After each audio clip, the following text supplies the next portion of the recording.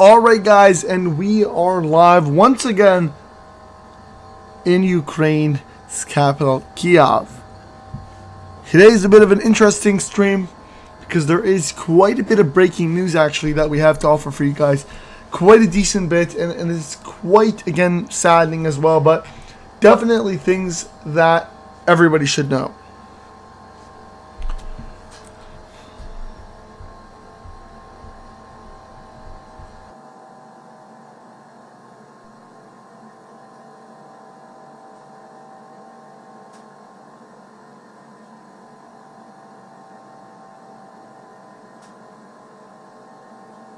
Alright guys, so we do have some breaking news for everybody that is just into the stream right now. Mainly being one of the largest international airports in Kiev has now been hit by Russian missiles. And President Zelensky came out, the president of Ukraine, came out and said it loud and clear that Russia is pulling out major offensives, even destroying one of the largest international airports in Ukraine.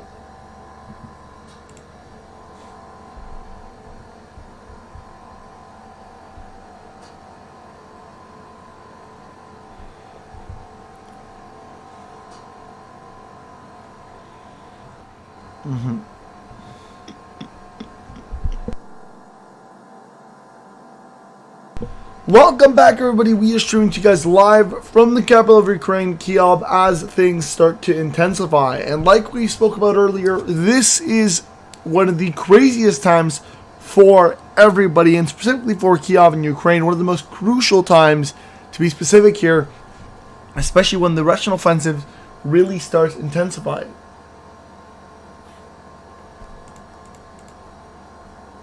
Especially since the Russian offensives really start intensifying.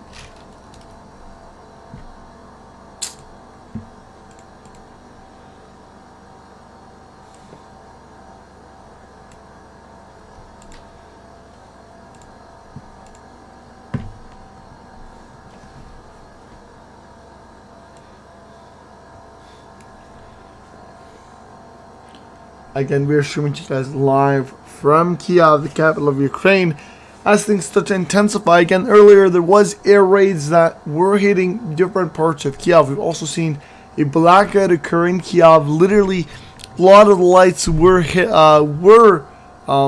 shut down. It was again a total, complete blackout, and this could be, one of the aspects of that, and that maybe that blackout that caused this blackout is Russia taking a lot of the dams and a lot of the energy generating sectors of Ukraine.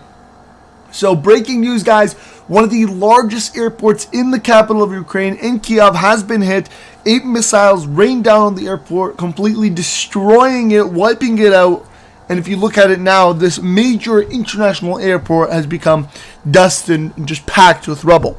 In addition to this, major blackouts all across Ukraine and Kyiv and major Ukrainian cities. Again, huge blackout has attacked them, and we've been reading, and this could be the cause of tactical strategies, basically, turning off the electrical services, and that way it's a lot easier for Russian troops to get in without being seen, especially since Russian troops are more prepared than the people in Kyiv.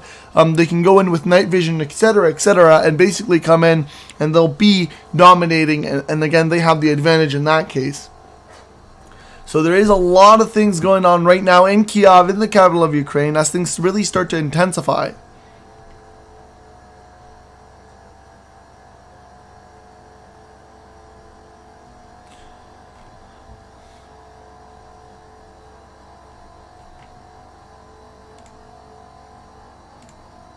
Okay. Guys, we also have some more breaking news. The president of Russia, Zelensky, has officially came out and said Russia announced that tomorrow will be bombing our defense industry enterprises. Most of them are located in our cities with civilians. Again, major bombardments in Kyiv, in Kharkiv. Guys, this is huge. If you are just hopping in now, this is breaking news. This is serious.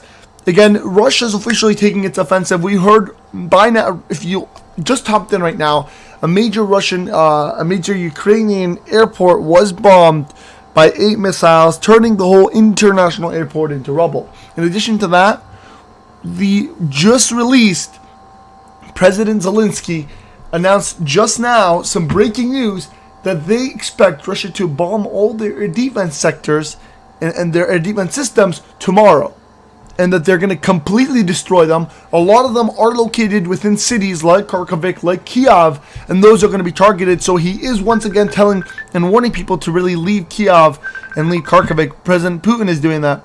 But as of now, that's what we've been getting. Again, bombardments destroying Kiev. And again, hello? Okay? Yeah, loud and clear. Okay, very good. I'm not going to be a while. I'm going to speak very quickly.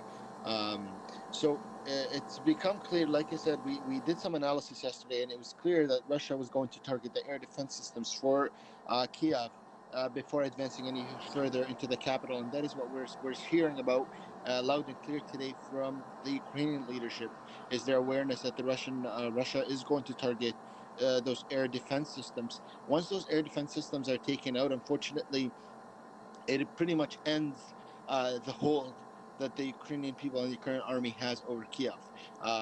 Russian soldiers are going to have access in the air to drones, and therefore going to have access to visuals of what is happening on the ground ahead of them. Russia is used to this standard way of taking control of the ground, and that's through the burnt ground sort of style of advancement. So you have Russian troops, they bombard the area in front of them. See, there's somebody there with a flashlight. You see him on the left corner?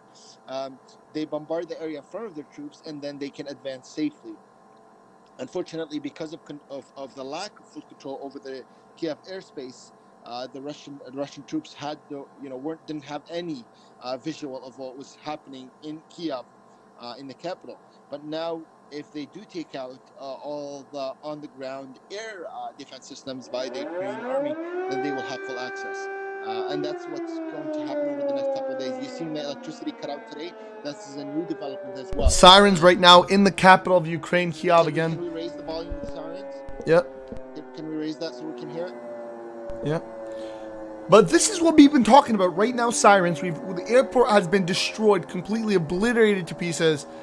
And of course, this airport was at one point used as a civilian international airport, but ended up turning into a lot of where the Ukrainian fighter jets, were leaving off of, because a lot of the ones that were normally used for war were targeted and were hit. So now, So Ukrainian warplanes. You got to remember, part of the defense system and what was striking the Russians were the Ukrainian airplanes, and now they have no place to land. So now you're really destroying the capacity of the Ukrainian army in defending their airspace. This is a big problem, and we know this was a big problem for a while now, because of the continued request by the Ukrainian leadership for the airspace to be patrolled and managed and protected by the European Union and by North America or the United States. So this was made clear that they are not able to defend their own airspace. They were looking for support from the international community in terms of defending the airspace. So hearing these sirens and hearing the breaking news about the airport being bombed. How many bombs did you say the airport were dropped on the airport? Again, only 8 really to have a complete airport destroyed. You're talking eight airstrikes, is that right? Correct, yeah. Yeah, so you're talking 8 airstrikes. That's a huge amount. This is complete destruction of the airport in Kiev, and those resources are not. There's not a lot of airports in Kiev, so you're really. I don't think that one's in. It's a neighboring place, but I don't think that one's in Kiev. Airport. But so I wonder if this was the airport that's used by the Ukrainian military for their military aircraft right now. So I suspect it is, because the amount of bombing that happened in the airport, this is the Russians trying to completely eliminate the airport. And when people asked about, today, when the lights went out and electricity was lost in Kiev, people asked if that was, the Russians or the Ukrainians using it as a defense sort of maneuver. And I made clear that my opinion is this was a Russian tactic. Remember, the capacity of the Ukrainian army and the people that are fighting on the front lines in terms of night view is very limited. And yes, there were a couple of hundred night vision scopes that were sent to Ukraine over the last couple of days, but that is nothing compared to the Russian force that is approaching Kiev. So really a big problem for the people of Kiev, a big problem for the Ukrainian people that are right now settled in the capital as you're probably looking some heavy fighting in the next couple of hours. If you guys have not clicked that like button, please do that. Share the stream with your friends and family on Twitters and Facebooks and all that good stuff. But you're looking at some serious developments in the capital of Ukraine, Kiev. Just in the last couple of minutes, guys, I mean, you're talking about a major airport on the outskirts of Kiev being bombed. This was initially a civilian airport, but was utilized by the Ukrainian Air Force in their defense of their country and in the defense, particularly of the capital of Ukraine, Kiev. I do want to add here onto this, and that is just right now, Zelensky came out and said that Russian has officially announced that tomorrow they're going to be bombing all the defense industry, all the air defense systems in Kyiv and any parts of Ukraine, Kharkiv, all of the big cities. He also warned that, a lot of these air defense systems that they have are located in a lot of the big cities that are highly densely populated. So I think at this point, he got news. They've been meeting for some time, both the Ukrainian side and Russian side, that the resistance, like either the Ukrainian resistance comes out and officially surrenders and just peacefully lets us go and take the country, or else they're literally gonna destroy everything in their way. And they've reaffirmed that when Putin, the president of Russia, came out and said the entire statehood of Ukraine and the entire future is on Kiev. Yeah. Mm-hmm. Kiev is the livelihood of this conflict, and really whoever controls Kiev is really in control of Ukraine.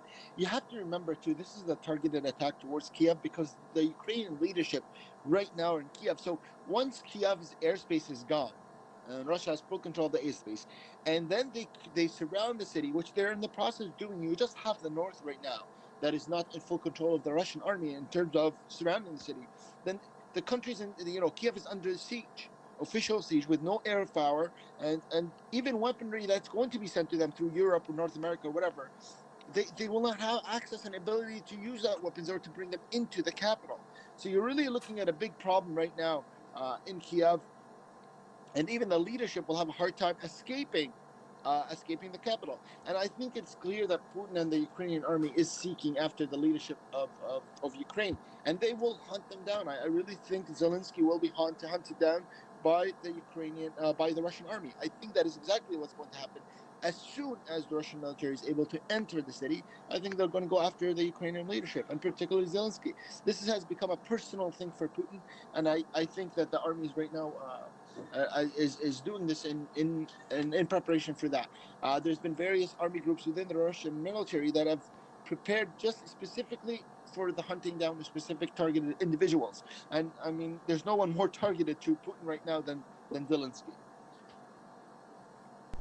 And we'll definitely be on a close lookout on exactly what's going on in Ukraine, in the capital as well, Kyiv, as things really start to intensify in that area. And again, earlier today we heard, severe, wars and battles between Russian forces and Ukrainian forces just on the outskirts. Once again, we've heard sirens multiple times, really once again proving that Russia is really going into the last phase of accepting or trying to avoid casualties, and then the next little bit they're just going to go full force. Whether there is casualties or not, their excuse is always going to be, we've gave you guys warnings, we told you guys to leave, and it's not our problem anymore. And I think we're only going to see that really start to intensify more and more as we go through the night and throughout the day.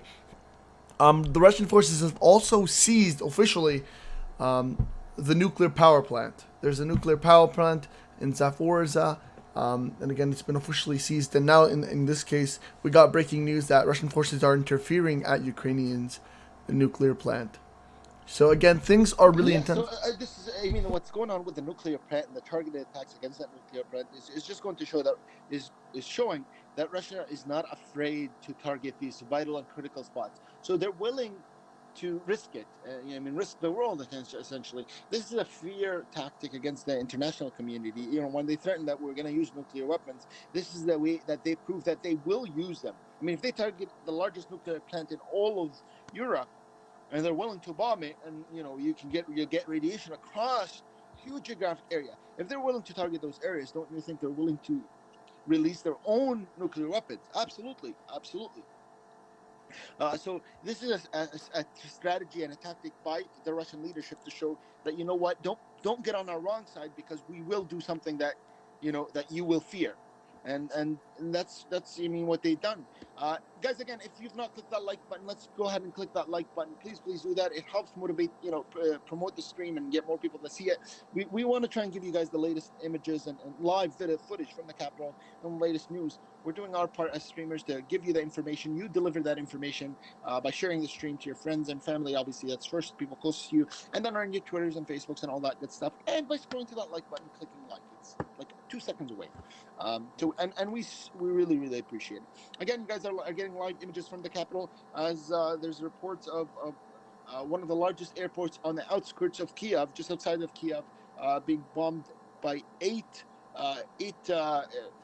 strikes from Russian airplanes, destroying the airport in its entirety. This was an airport that at one point was a civilian of civilian use, but obviously after this conflict, it was transitioned or transferred into a military airport. So this is a big blow to the Ukrainian military and Ukrainian ability to protect their own airspace.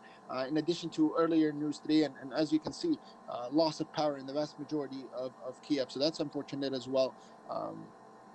So, I mean, there's now made clear by the Ukrainian leadership, especially Zelensky, that you can expect that they have been warned by Russian leadership that all of their air defense systems are going to be bombed tomorrow. So prepare. And I mean, the way by Russian leadership going out and saying, we're going to bomb this tomorrow, you can see the comfort level that they have in being able to accomplish that mission. They're saying, we don't care. You prepare however you want to prepare. We're going to bomb all of your air defense systems tomorrow. This is a pretty high comfort level for the Russian military, and unfortunately, it goes to show that really we're going to experience some serious bombardment in the hours to come. I mentioned this yesterday, and I mentioned it again. The next 24 to 48 hours, and that I said that yesterday. So you're looking about the next 12 to 24 hours are going to be very critical to the progression of this conflict. A big day ahead, and a very scary time, I'm sure, for the people of Kiev and the people of Ukraine specifically. Kasama says, I am in Kiev. Kasama, do you want to come on the live and speak to us? You can join through Discord, and we'll put you right live on the stream. Are you out of power, Kasama? Jordan says, NATO didn't want to step foot into Ukraine. If they do, Russia considers it as participation and will act accordingly. That's right, and Russia has shown that they're not afraid to do things that we thought before would have been thought to be crazy.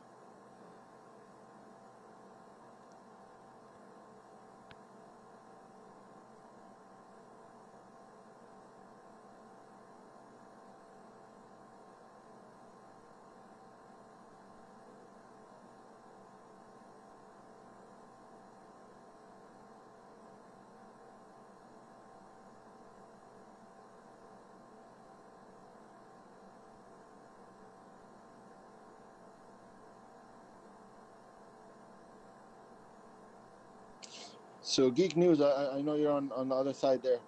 Any updates, any new news? You guys are seeing live images right now from the capital of Ukraine, Kiev, as the offensive by Russian forces takes place, and as we begin to hear that the Russian forces are going to advance into the capital, and that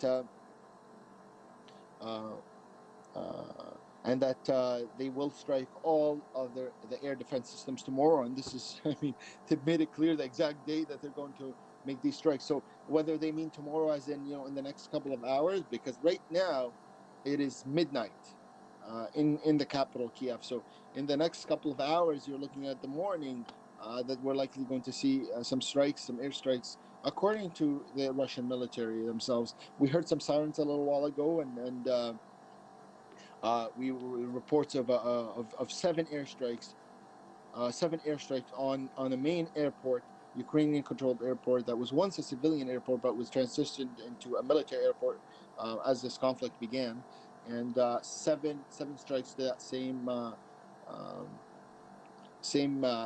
airport, making it completely disabled and dysfunctional for Ukrainian forces. So this is a very big blow to the Ukrainian military, particularly the Air Force, and its ability to protect the airspace over Kiev. Very bad for that.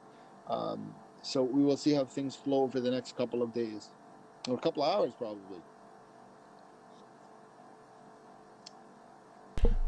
Again, there is some reports here that a radio and TV broadcasting station in Kharkiv has been struck and knocked out by Russian military strikes.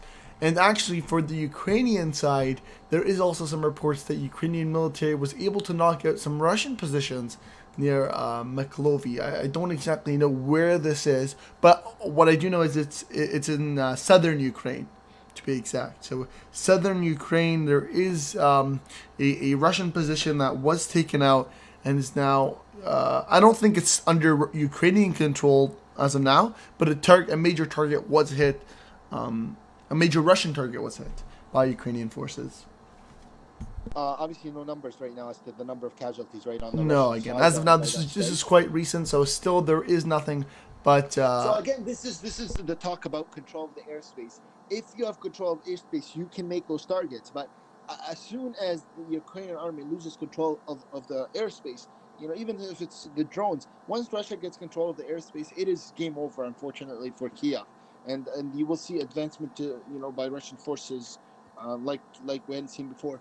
They because then they can strike deep into the city and target specific positions of the Ukrainian forces. And unfortunately, you can have as big of an army on the ground as you want. And yes, it's, in the middle of the city, you're not going to bomb every single structure you see.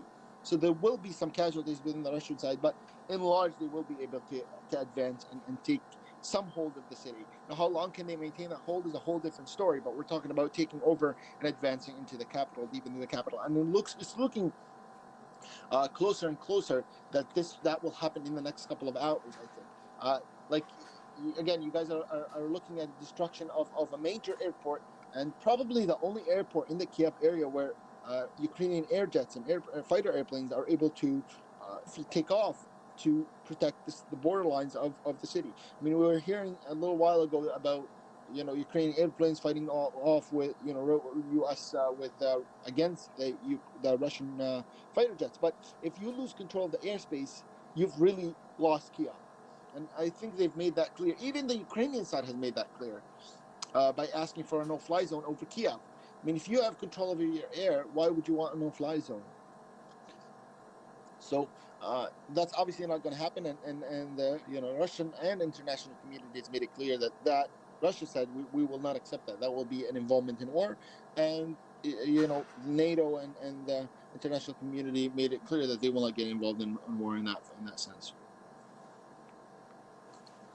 Yeah. So yeah, no way that the Ukrainians can outmatch Russia, unfortunately, in an air battle. And if you can be as good of a soldier as you want to be, but if you're not gonna be able to defend against fighter jets. You're not gonna be able to defend against drones, and these drones will be able to make advancements ahead of the ground troops. So they will have full visual of what is happening on the ground. That is really, really bad for the people of Kiev and any resistance in general. Guys, if you've not yet clicked that like button, please, let's do that. Let's go crazy on the like button. Share the stream with your friends and family on Twitters and Facebooks and all that good stuff. And let's try to get as many people on the stream as we can. We're doing our best to give you guys the latest images, and we've been streaming for quite some time since the beginning of this war. But we ask for your support. We need your support, guys. So make sure you click that like button if you haven't. We have 24 people. Let's get at least 24 likes, and make sure you share this with your friends and family on Twitter and Facebook. The Twitter's Crypto Geek News. You'll see it in the description.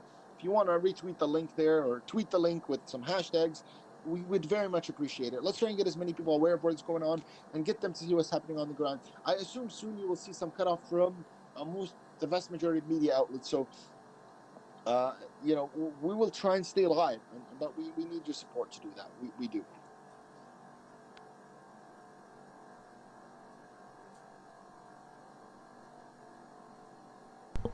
Yeah, this was definitely one of the most crucial airports, going back to that aspect.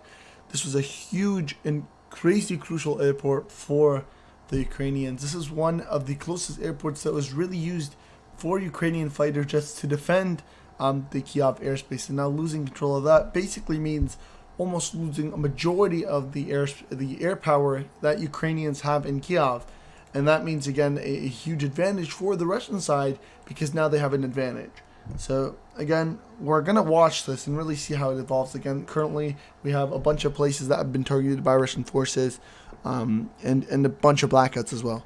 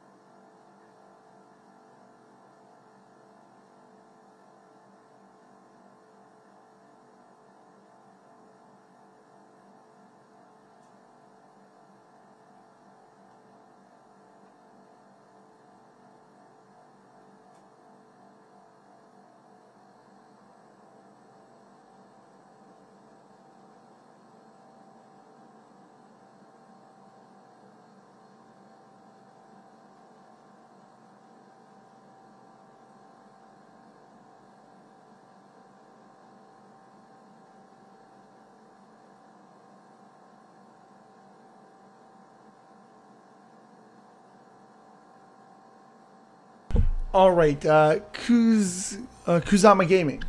If you're interested, I'd be more than happy to bring you on and maybe you can do a bit of a discussion. Let me know how you feel about that. Maybe we get your point of view, how it is on the ground of Kiev.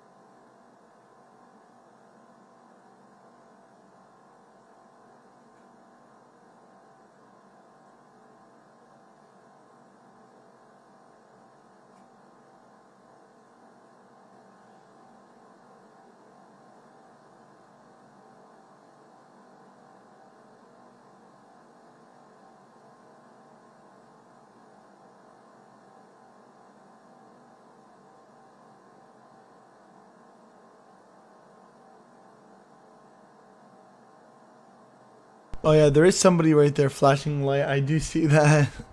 Again, this is a black.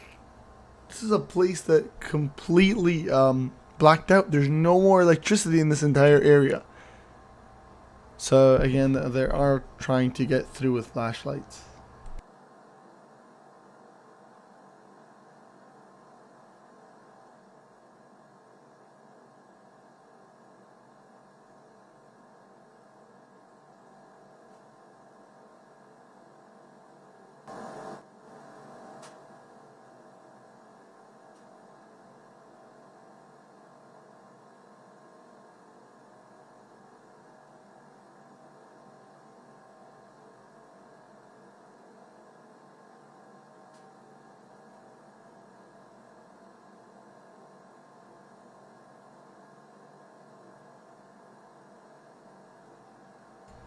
Once again, guys, if anybody would like to come on live and discuss or have any points that they want to make, feel free to come on. As long as it's respectful, we'd be more than happy to bring you on. And all you have to do is let us know in the chat. Now, of course, we are streaming to you guys live from Kiev again. Quite disappointing. Another day with more gunfire and attacks. But we're streaming to you guys live. If you guys can just help us out by hitting that like button, subscribing, and if you want to help us out, and buy us a cup of coffee, super chat would be appreciated. But make sure to share this to your friends and family. Let them know exactly what's going on.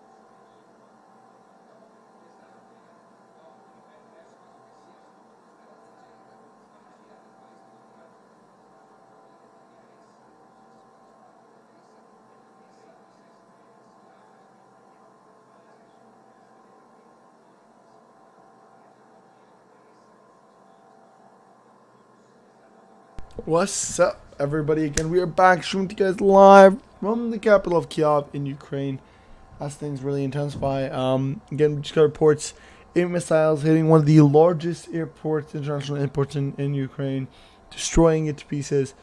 And President Vladimir Putin coming out and telling the president of Ukraine, Zelensky, that they're going to be destroying all their air defense systems tomorrow. So whether that is as in midday tomorrow or after 12 or whichever time, we'll have to see. And again, some very deep, strong threats right there that are being made, and you guys are going to be able to see it live. And again, we are monitoring everything real close to see what happens and letting you know exactly as it happens.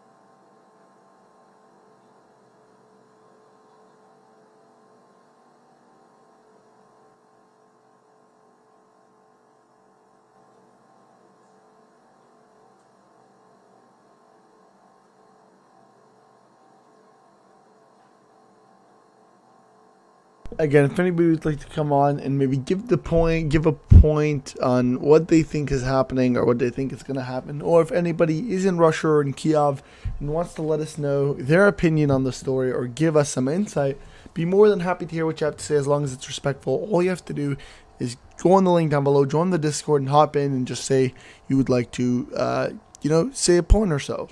And one of the moderators will put you in, and everybody will be able to hear you live. So do that if you'd like to, you have any comments, questions. More than happy to start a discussion going as well.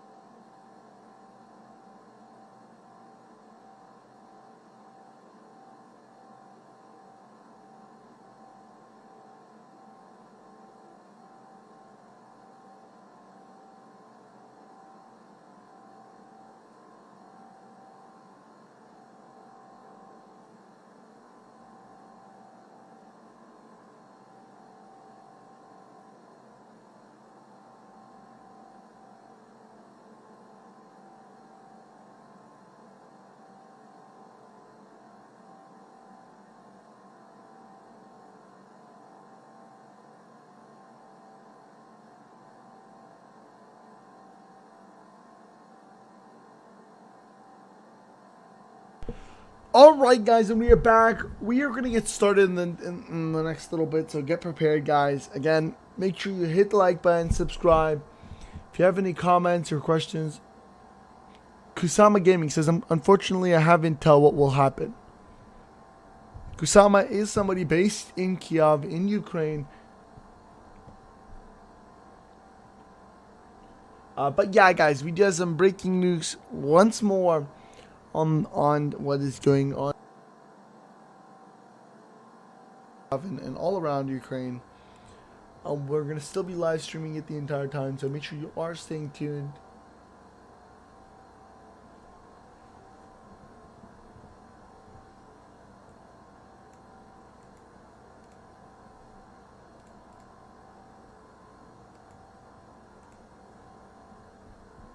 Kusama, just a question here. Do you guys get any information from within Ukraine? For example, maybe for Russian, we had somebody earlier that was also from Kiev, but let's say Russian forces entered into your city.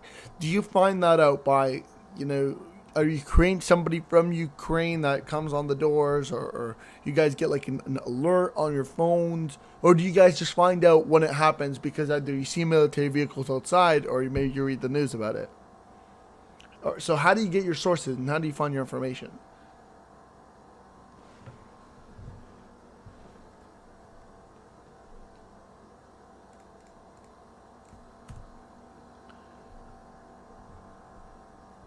Because the country will be decided to be divided. It will be left nothing or a little bit. That's what my brother says in military.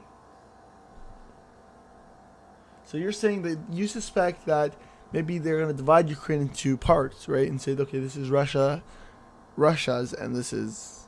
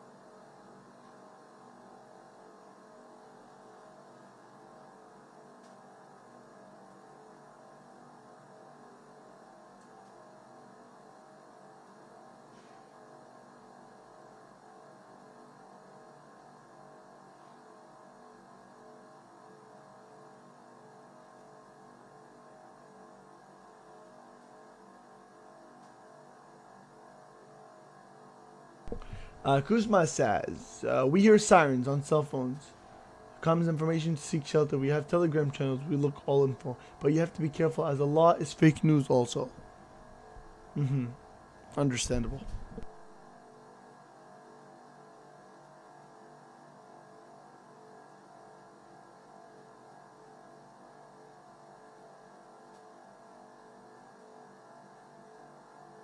Alright guys, we are live on the Ukrainian Kiev Russian crisis again. This is live, as you guys can see, after multiple rockets rock the airport in Kiev. Basically, not in Kiev, in Ukraine, one of the biggest international airports, which was originally used for civilian airplanes, then converted into a fire jet landing and takeoff station, has now been targeted with 8 missiles, completely destroying it. And on top of that, we did get news that the President Putin, the president of Russia, has told the president of Ukraine that they will be targeting every single air defense system as of tomorrow. So in this case, it is past 12, so maybe that's past 12 now. So I guess it's the next day. But what does this mean, really? I think this is the intensity that we're getting to, where in the next little bit, a lot of these air defense systems are located in highly dense populated areas like Kharkiv and Kyiv.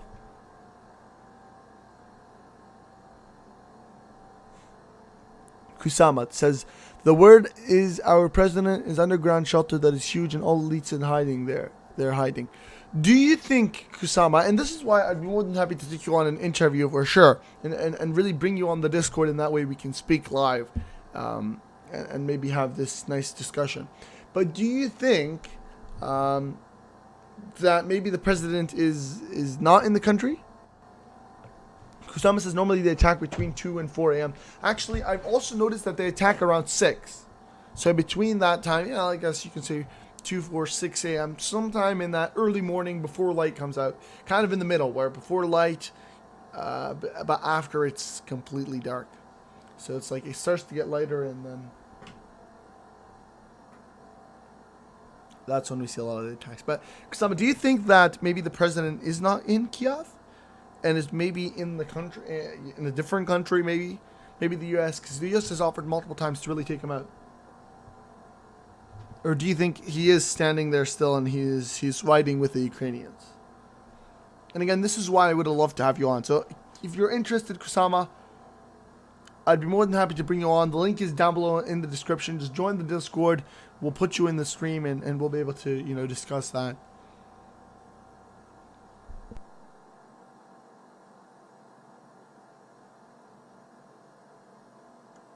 Kusama says we think he's in the country. Mm-hmm.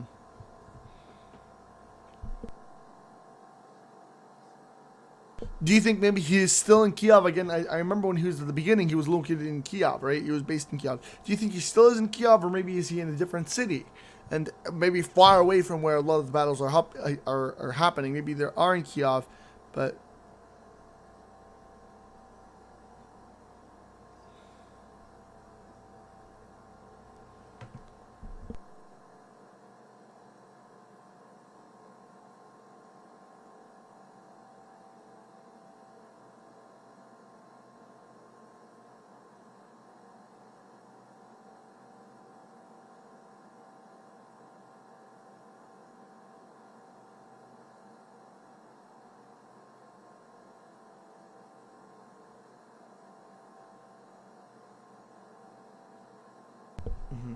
Kusama says, we think he's in the country. He's well protected. And Kusama also says he's in Kiev in center.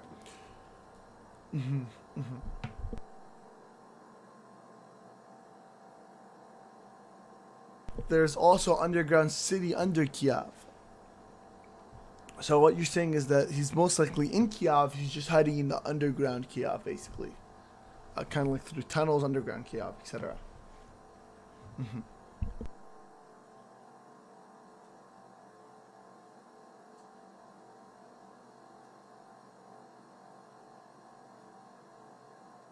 In case of nuclear war. Do you think that I think this is actually what we've been hearing a lot. Russia's trying to target the president of Kiev, of Ukraine, President Zelensky. Is there at any point that you believe maybe he will leave the country? Or do you think that, he's going to stay there? And just, again, he's going to say, I'm fighting for my freedom, for my country. And he's not going to fly out. But at the same time, I also want to go through here and just recap some of the breaking news that we just had. Again, 8 missiles targeting one airport, major international airport in Kiev, destroying it. This was once used as a civilian airport, then converted into a military airport, and has now been completely destroyed. A lot of the fighter jets are impossible and cannot land anymore.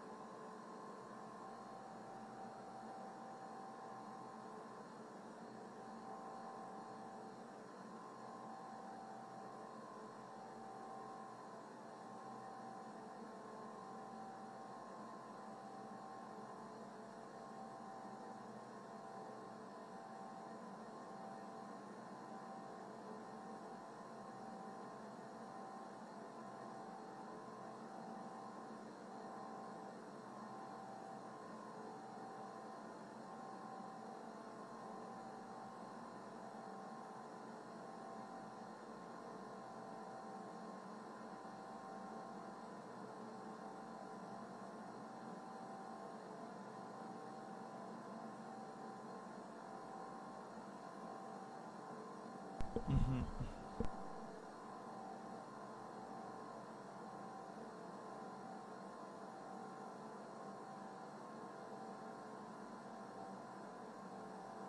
Ready to sharp post eyes.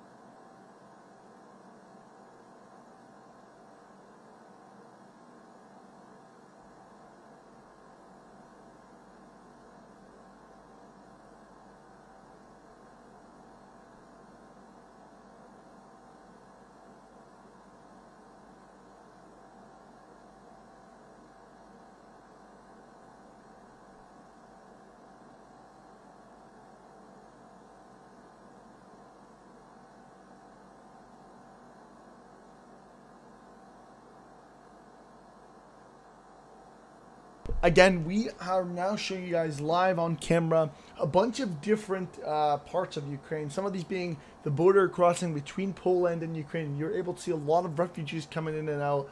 Buses very much under control. You've seen a lot of places. Again, there is at the bottom. Actually, in this case, it's at the top here. Different parts of Kiev. Again, it's kind of quite clear here what we're seeing. Whoops.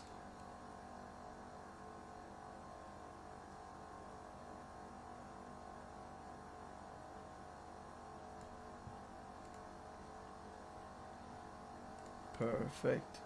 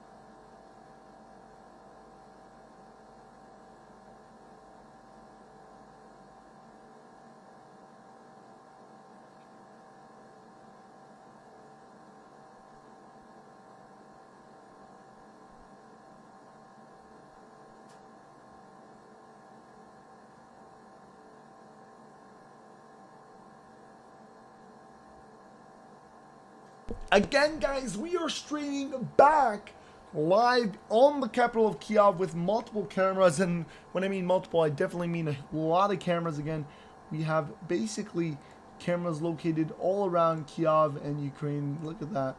We have this one, we got those, and again, we are closely monitoring the situation. This is a crucial time, especially after noticing some 8 rockets absolutely obliterate one of the international airports, which was now used as a fighter jet launch and landing mat. And so that has been completely destroyed by Russian troops. Russian troops has also threatened that as of tomorrow, in this case today, because it's past 12, that they will be launching full-scale attacks on all air defense systems in all of Ukraine, even if they are in densely populated areas, because a lot of these air defense systems are located in places like Kyiv and Kharkiv that are densely populated with a lot of civilians, but they also have warned civilians to leave. So again, this is a very important and crucial time. In the next 24 to 48 hours, we'll really be seeing some changes, especially after all the threats that we have seen.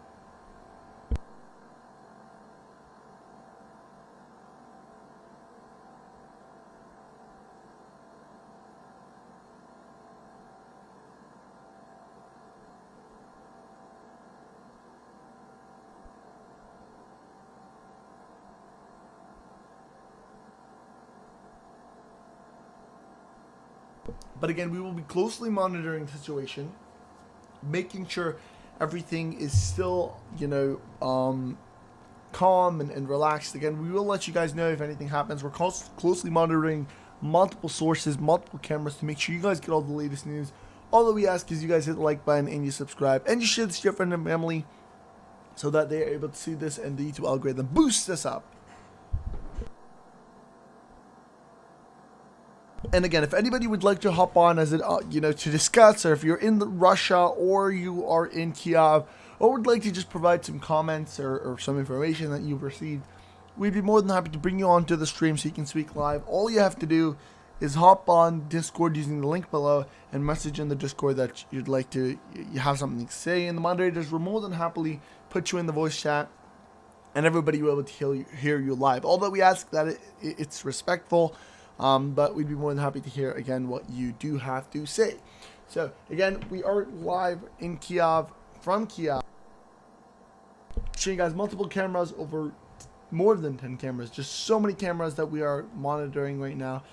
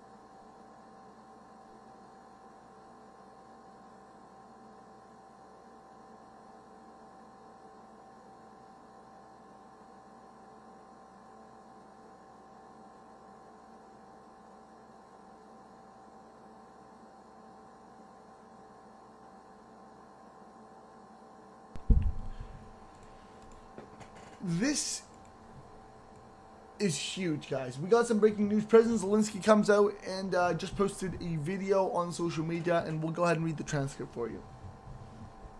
Ukrainian President Zelensky published a new Facebook video on Sunday, the last Sunday before Lent. In a quote that he says, "Today is Forgiveness Sunday, but we cannot forgive the hundreds of thousands of victims, nor the thousands of thousands who have suffered. And God will not forgive. Not today, not tomorrow, never. And instead of forgiveness, there will be judgment. Zelensky accused Russia of planning deliberative murder in the shelling of Ukrainian territory. For tomorrow, Russia has officially announced the shelling of our territory, our enterprises of defense complex. Most were built decades ago by the Soviet government.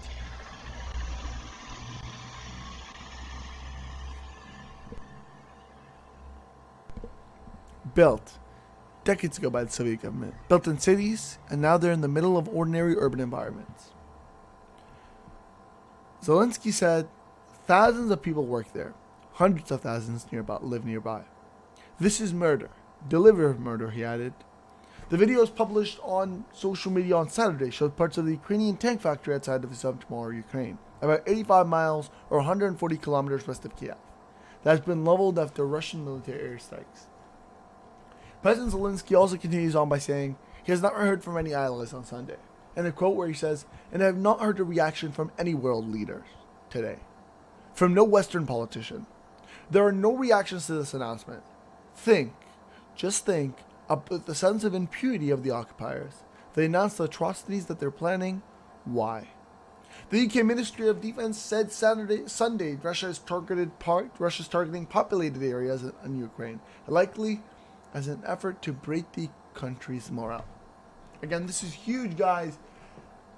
This is huge.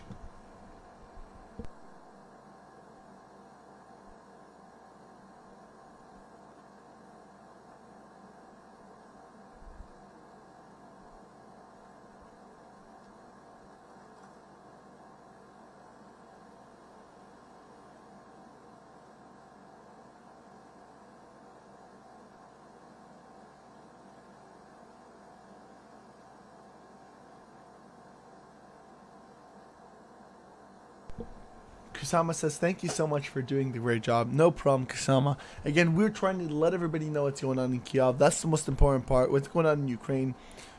It's only, it's our duty to show the world what's going on as freelance artists. So, again, all that we ask is that you guys hit the like button and you comment. And if you want to subscribe to the channel.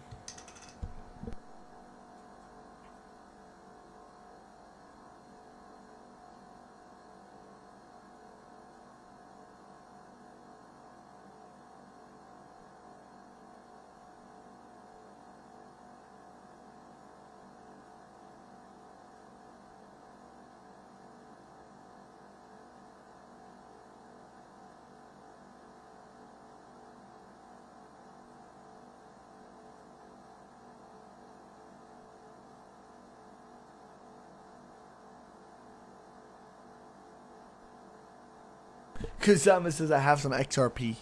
Ripple XRP, of course."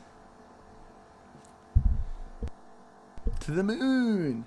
Alright guys, but welcome again. As you guys can see, we are streaming on multiple cameras, letting you guys know exactly what's going on in Kyiv, Ukraine. After multiple airstrikes targeted a international airport now used for military action and military use, a fighter jet landing and takeoff. This base has been targeted and hit.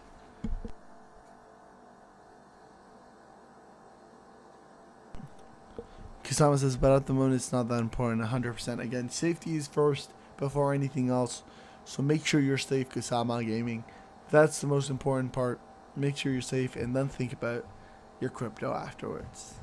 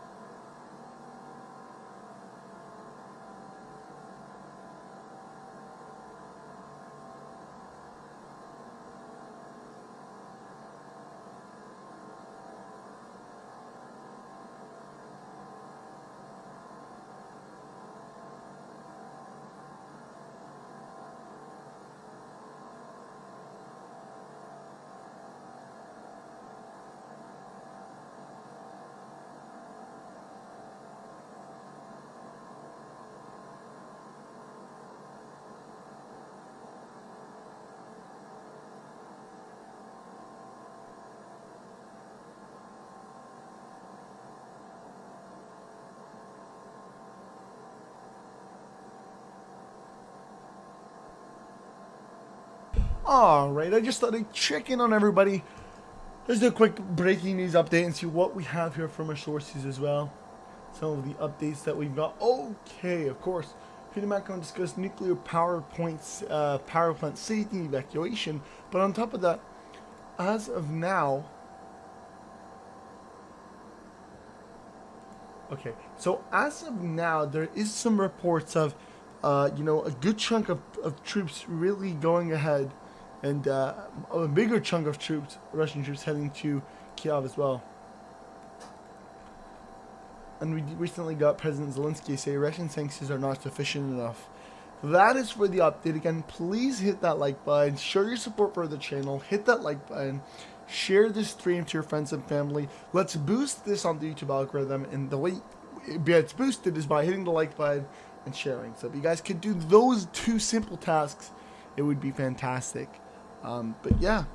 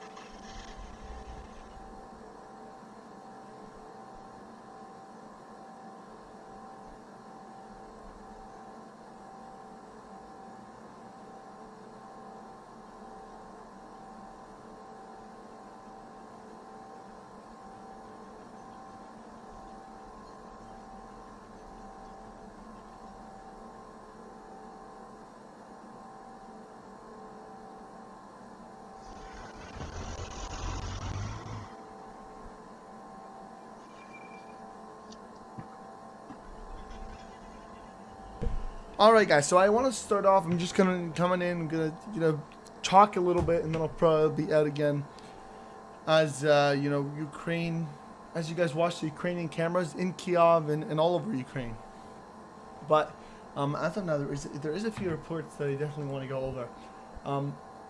One of them here that I have. One of them here is actually discussing, what.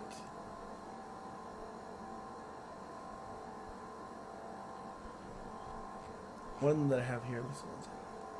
Okay, one of them that I have here is part of Ukrainian officials, and through that, what Ukrainian, again, this is breaking news right here. Russian forces have stepped up their shelling in Ukrainian cities in the center, and this is said by a Ukrainian official. That is in addition to the statement by Russian officials telling the president of Ukraine,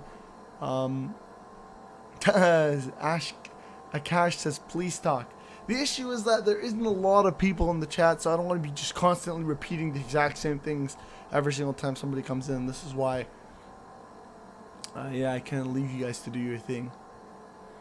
But breaking news, guys, there is reports that Russia right now has stepped up shelling significantly more than what they have previously, and that comes as well as more threats of Russian attacks.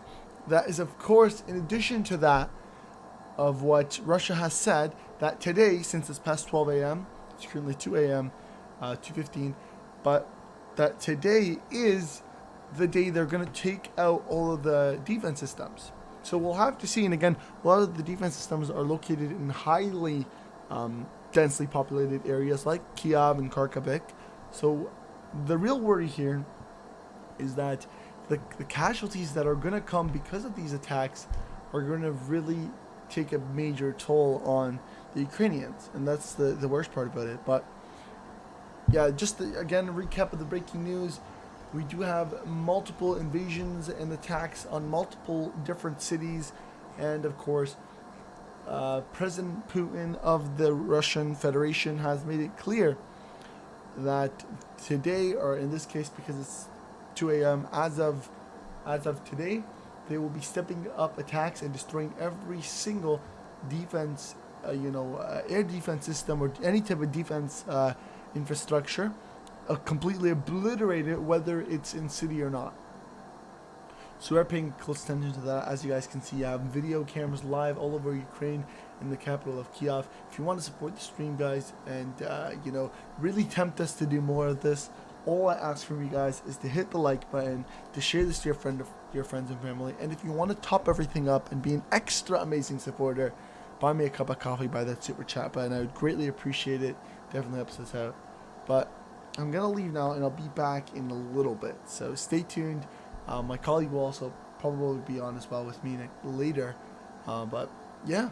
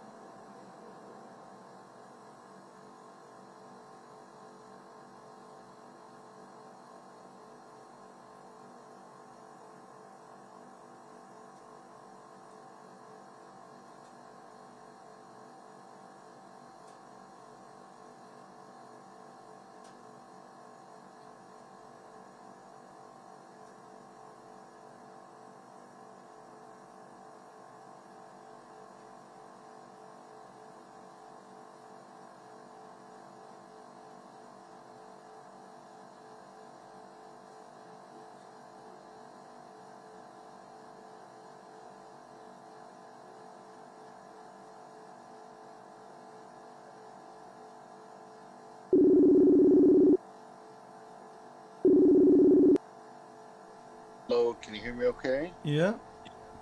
Okay, good. So just kind of following up with you guys. Thank you for everybody in the stream. And I hope you're watching. You're seeing live images right now from the capital of Ukraine, Kiev. There's one Kiev you here. It is awfully quiet today, isn't it? In the chat? Yeah, most definitely. Actually, today is quieter than normal day for sure. Oh. Okay. Any latest news that you have? So again, we did have the president of Ukraine come out and say earlier that again they're going to target as of today. Russia's going to target all their air defense systems. They've also been multiple occasions where really a lot of the outskirts of Kiev has been targeted, and they've named that they've clearly said that it's significantly more than normal. You mean the outskirts of Kiev or the airport? On the outskirts of Kiev. Yeah, so there's talk now in Kiev about a possible invasion into the capital, actually, probably in the next couple hours. That's what I'm reading all over the place. I think it would make sense, to be honest, on the Russian side for them to advance now. Especially if I don't know if they intentionally cut the electricity, it was them or the Ukrainians. Somebody in the chat was saying that it could have been a strategy by the people of Ukraine, so this army, to force the Russians to waste their batteries from their night glasses and night scopes. I don't know if I buy that, to be honest, but somebody was saying that. I guess really as of now, it's hard to tell unless again all the air defense systems are. Do you really think Russia's like they're not stupid? Like I'm sure batteries are not like the hardest thing to get. No, like, again. I'm sure there's like batteries don't take that much space. Batteries take the littlest space, so I don't think that the Ukrainian army is going to cut themselves from power, from electricity, so that maybe the Russians are gonna run out of batteries. No, that's impossible. That's impossible. That Again, seems like too unrealistic, to be honest. Yeah, well, this is what, in terms of that aspect of things, I don't think Russia wants to invade as of now. There's no way they're going to invade. No, what do you mean they don't want to invade? They don't want to get Kiev? Like, the whole No, they're going to invade, but this time exactly they're not going to invade, is what I'm saying. They need they need to make sure that because it's one shot, really. You go in, you either capture it or you don't. If you don't capture it, it's a loss. If you capture it, then you win. So there's no point in them sending 20% of their troops and not capturing it. The convoy that's supposed to be there is not there yet. No, so, but listen, there's no. Don't tell me Russia doesn't want to take over Kiev. Like, obviously they want to take over Kiev. No, they want of course take over Kiev, but the idea is that they have to take it. There's only one way they can take it, though. There's only their soldiers dying and everything. I don't want. I was just doing it for fun. It's just a walk. I was just walking to Kiev and then I came back. No, but what we're saying is there's only one way they can take over Kiev, and that is by doing a complete full-scale invasion. They don't have all their troops set up yet to go to war. They have the convoy 60 miles away. Not 60 miles, the 60-mile long convoy. 60 miles away forever, you know that. Like 14 miles, I think. But again, the bridge is still blown. They haven't repaired the bridge yet. There's a bridge. There's all the bridges that lead to Kiev have been destroyed. Yeah, So no, but listen. There's somebody that was saying that they're. I forget who it was, but somebody in the stream was saying that they already put a land bridge. Now the Russian forces they put a land bridge so that their army, their troops on the ground can cross. It's not that hard. Like in World War II, they were doing that. Like they were putting bridges to try and get tanks over things because that was happening even in World War II. yeah, for sure. And this is, see, I believe that when they get those troops to a nearby proximity, that's when you're gonna see them. There's no way they're gonna They're invade with. already there. Listen, they're already there. They're not all there. There's a chunk of them there. They're not all there. No, who's the chunk? No, The majority of the troops are not on the listen. border of Kiev yet. 1 minute. So they were 20 miles away like 5 days ago. They're not going to be 12 miles far. No, but they haven't moved. They've been at a standstill, literally. Really? From Yes. like what? 5 days ago? They're just 3 sitting days. 3 days What ago. are They they stopped doing? moving. Completely stopped moving. there? I don't buy it. I don't think so. I think they have to be moving. But they're probably already there. See, what I know is that I know the North. Again, they want people to leave. I don't think right now. See, until they come out with a clear statement, Why which would they come out with a statement? They're not going to tell even Russians. They're not going to come out and tell the Ukrainians or the Ukrainian army, "Oh, we're planning to invade you on this day at this hour." no, but they already know. Everybody already knows they're gonna invade. What? No, Everybody they knows know- they're gonna invade. It's They right know. now. Again, right now, their goal is how can we, and that's Russia's viewpoint. How can we leave you? How can we take Kiev without doing the most damage? Especially if they want it They to know be they're gonna a working invade city. Kiev. 1 minute. They know they're going to invade Kiev, but they don't know when. They can't tell you that. That's like military information. Like you can never tell an enemy. You know, they both treat each other enemy, but you never tell your enemy, "I'm going to invade on this day at this hour." Yeah, maybe they'll say we're going to eventually take Kiev. It might be today, it might be tomorrow, it might be the next hour, 2 hours. Like Russia saying tomorrow we're going to bomb all the air defense systems. Yeah, they're going to bomb them. What time tomorrow? At night, during the day. They will never tell you that. But it doesn't matter. We're talking about the overall goal. At the end of the day, they're gonna take Kiev.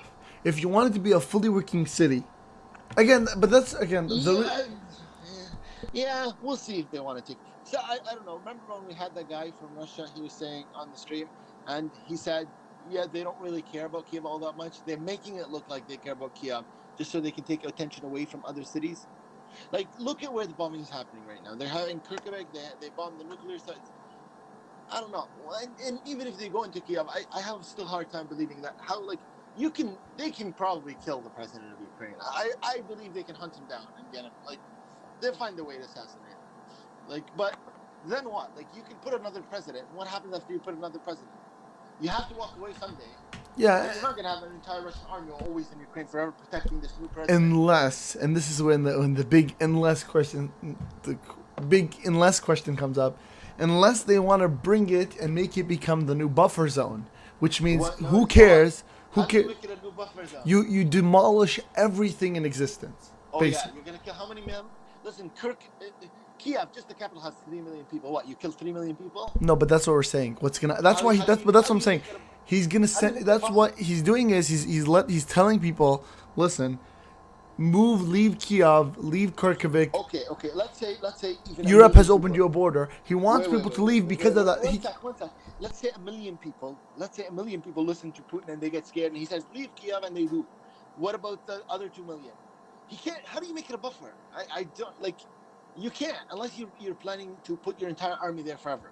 No. That would be a big loss for everybody. For him specifically, Okay, so Putin would then lose they so much. can't make it- So what then they he's can't no. make But Ukraine, listen, no. at the end of the that's his goal is that we're gonna warn them. We're gonna give them time to leave Kiev, to leave Okay, Ukraine. wait, All wait, of wait. Europe has And then opened where its do borders. they all go to Leave Poland? Ukraine now. The idea is you leave Ukraine now, and then when we invade, That the is no casualties way. that result as of this invasion are all.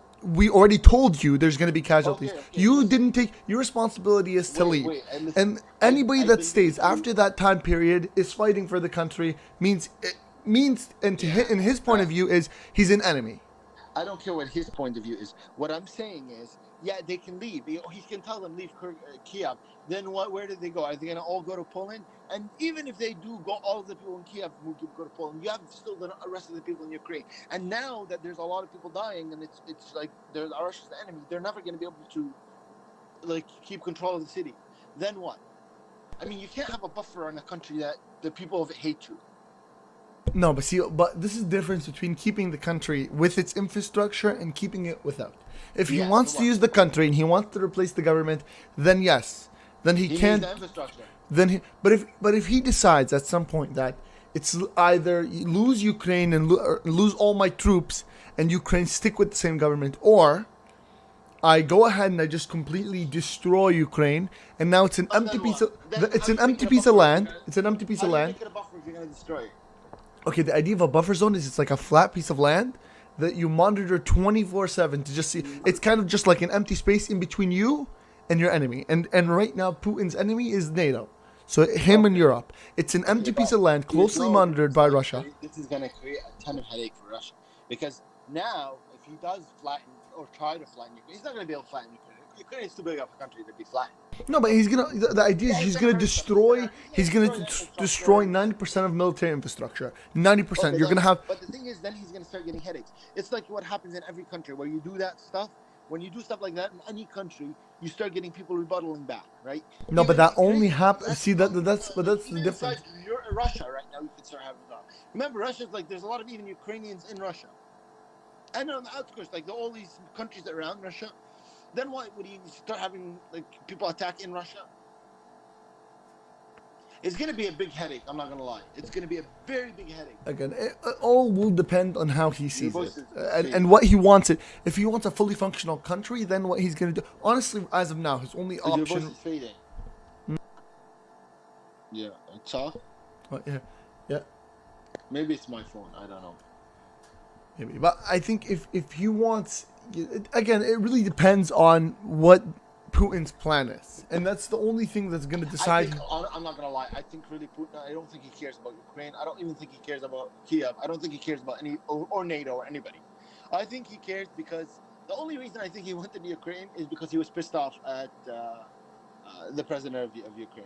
It can't be a personal problem. That's impossible. No, I really think it is a personal. No, but it can't be. That's impossible. No, it can't be. I think it can be a personal thing. You know why I think it can be a personal thing? Because I think he thinks if this guy does it, then every single president of Ukraine that comes after is not going to care about what Russia and Putin has. So it's like a bully, right? You hit the small guy while they're still weak, so that everybody else gets scared from him. I think that's what he's trying to do. I think he's going to go. I think really what I think is going to happen once they get Kiev, and they're going to want to get Kiev just because he's in Kiev. But the big question is he's probably not in Kiev, though. That's the thing. No, he's in Kiev. No, he's not. You know what? I thought what you said last time was right. Maybe he left Kiev. But the other day there was a press conference. Even the ones where he's like his background is not Kiev. There's like reporters there, like live reporters, and they're all like they look like they're from Ukraine.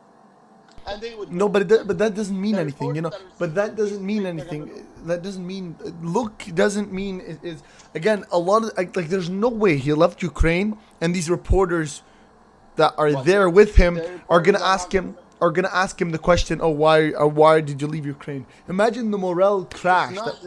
They might not ask him why did you leave Ukraine, but they're gonna know. So they might come out to media if they get paid enough and say, yeah, we saw him. But that wouldn't happen. These people are probably told 1 billion times, if you say anything, there's repercussions. Again, this is not like a red, and he's backed by Western countries. I don't care how many repercussions. If somebody tells you to give you 100K, just tell me if you met him in Ukraine, you would. And no, that's not how it works. Money would be given to people like that. Like if you want, like media outlets, they look for that stuff. No way. Yeah, but there is certain things that are confidential that they can't say. That's why even if the Ukraine if the Ukrainian president was still in Ukraine, he would come out like he last did, and he would say, "Look, we are battling like everybody." Listen, they were sitting on a chair in front of like maybe 20 reporters, and those reporters were talking to him like face to face. Okay, but that was happening in Poland or wherever. There's no way. No, he's in Ukraine. He's in Kiev. But he didn't provide anything that says he's in Ukraine. There's more than 60% chance he's out of Ukraine right now. Again, especially since U.S. at the beginning, like at the beginning, you can tell the difference in his words and his choice. Again, it was almost as if he was battling with the people. He had those videos up, and he'd constantly say, "Okay, like we're battling, we're at risk like everybody else." But now it's like a total twist. What he's doing now is asking for military reinforcements. rather than before, because when he was battling, okay, so when he was there in Ukraine, a lot of it was based on how can we boost the morale of the people and how can we get Ukrainians to battle. Now it's a complete twist. Now he's more directed towards how can we get the government, other governments to help assist. He's shifted away from, asking Ukrainians to come fight for the country and more towards Western countries. And this is, of course, in addition to U.S. constantly telling him, listen up, we'll get you out of here. Listen up, we'll get you out of here because we know you're at risk. There's no way that he's still in Kiev battling and doing all of this, even though he knows that the Russia is going to look for him, and that right now Russia surrounded Kiev. Guaranteed. There's no way he's still there. And basically, you know what? At the end of the day, we'll have to see really what happens. There's only one way we can find out where he is or what he's doing, and that is really when Kiev gets taken.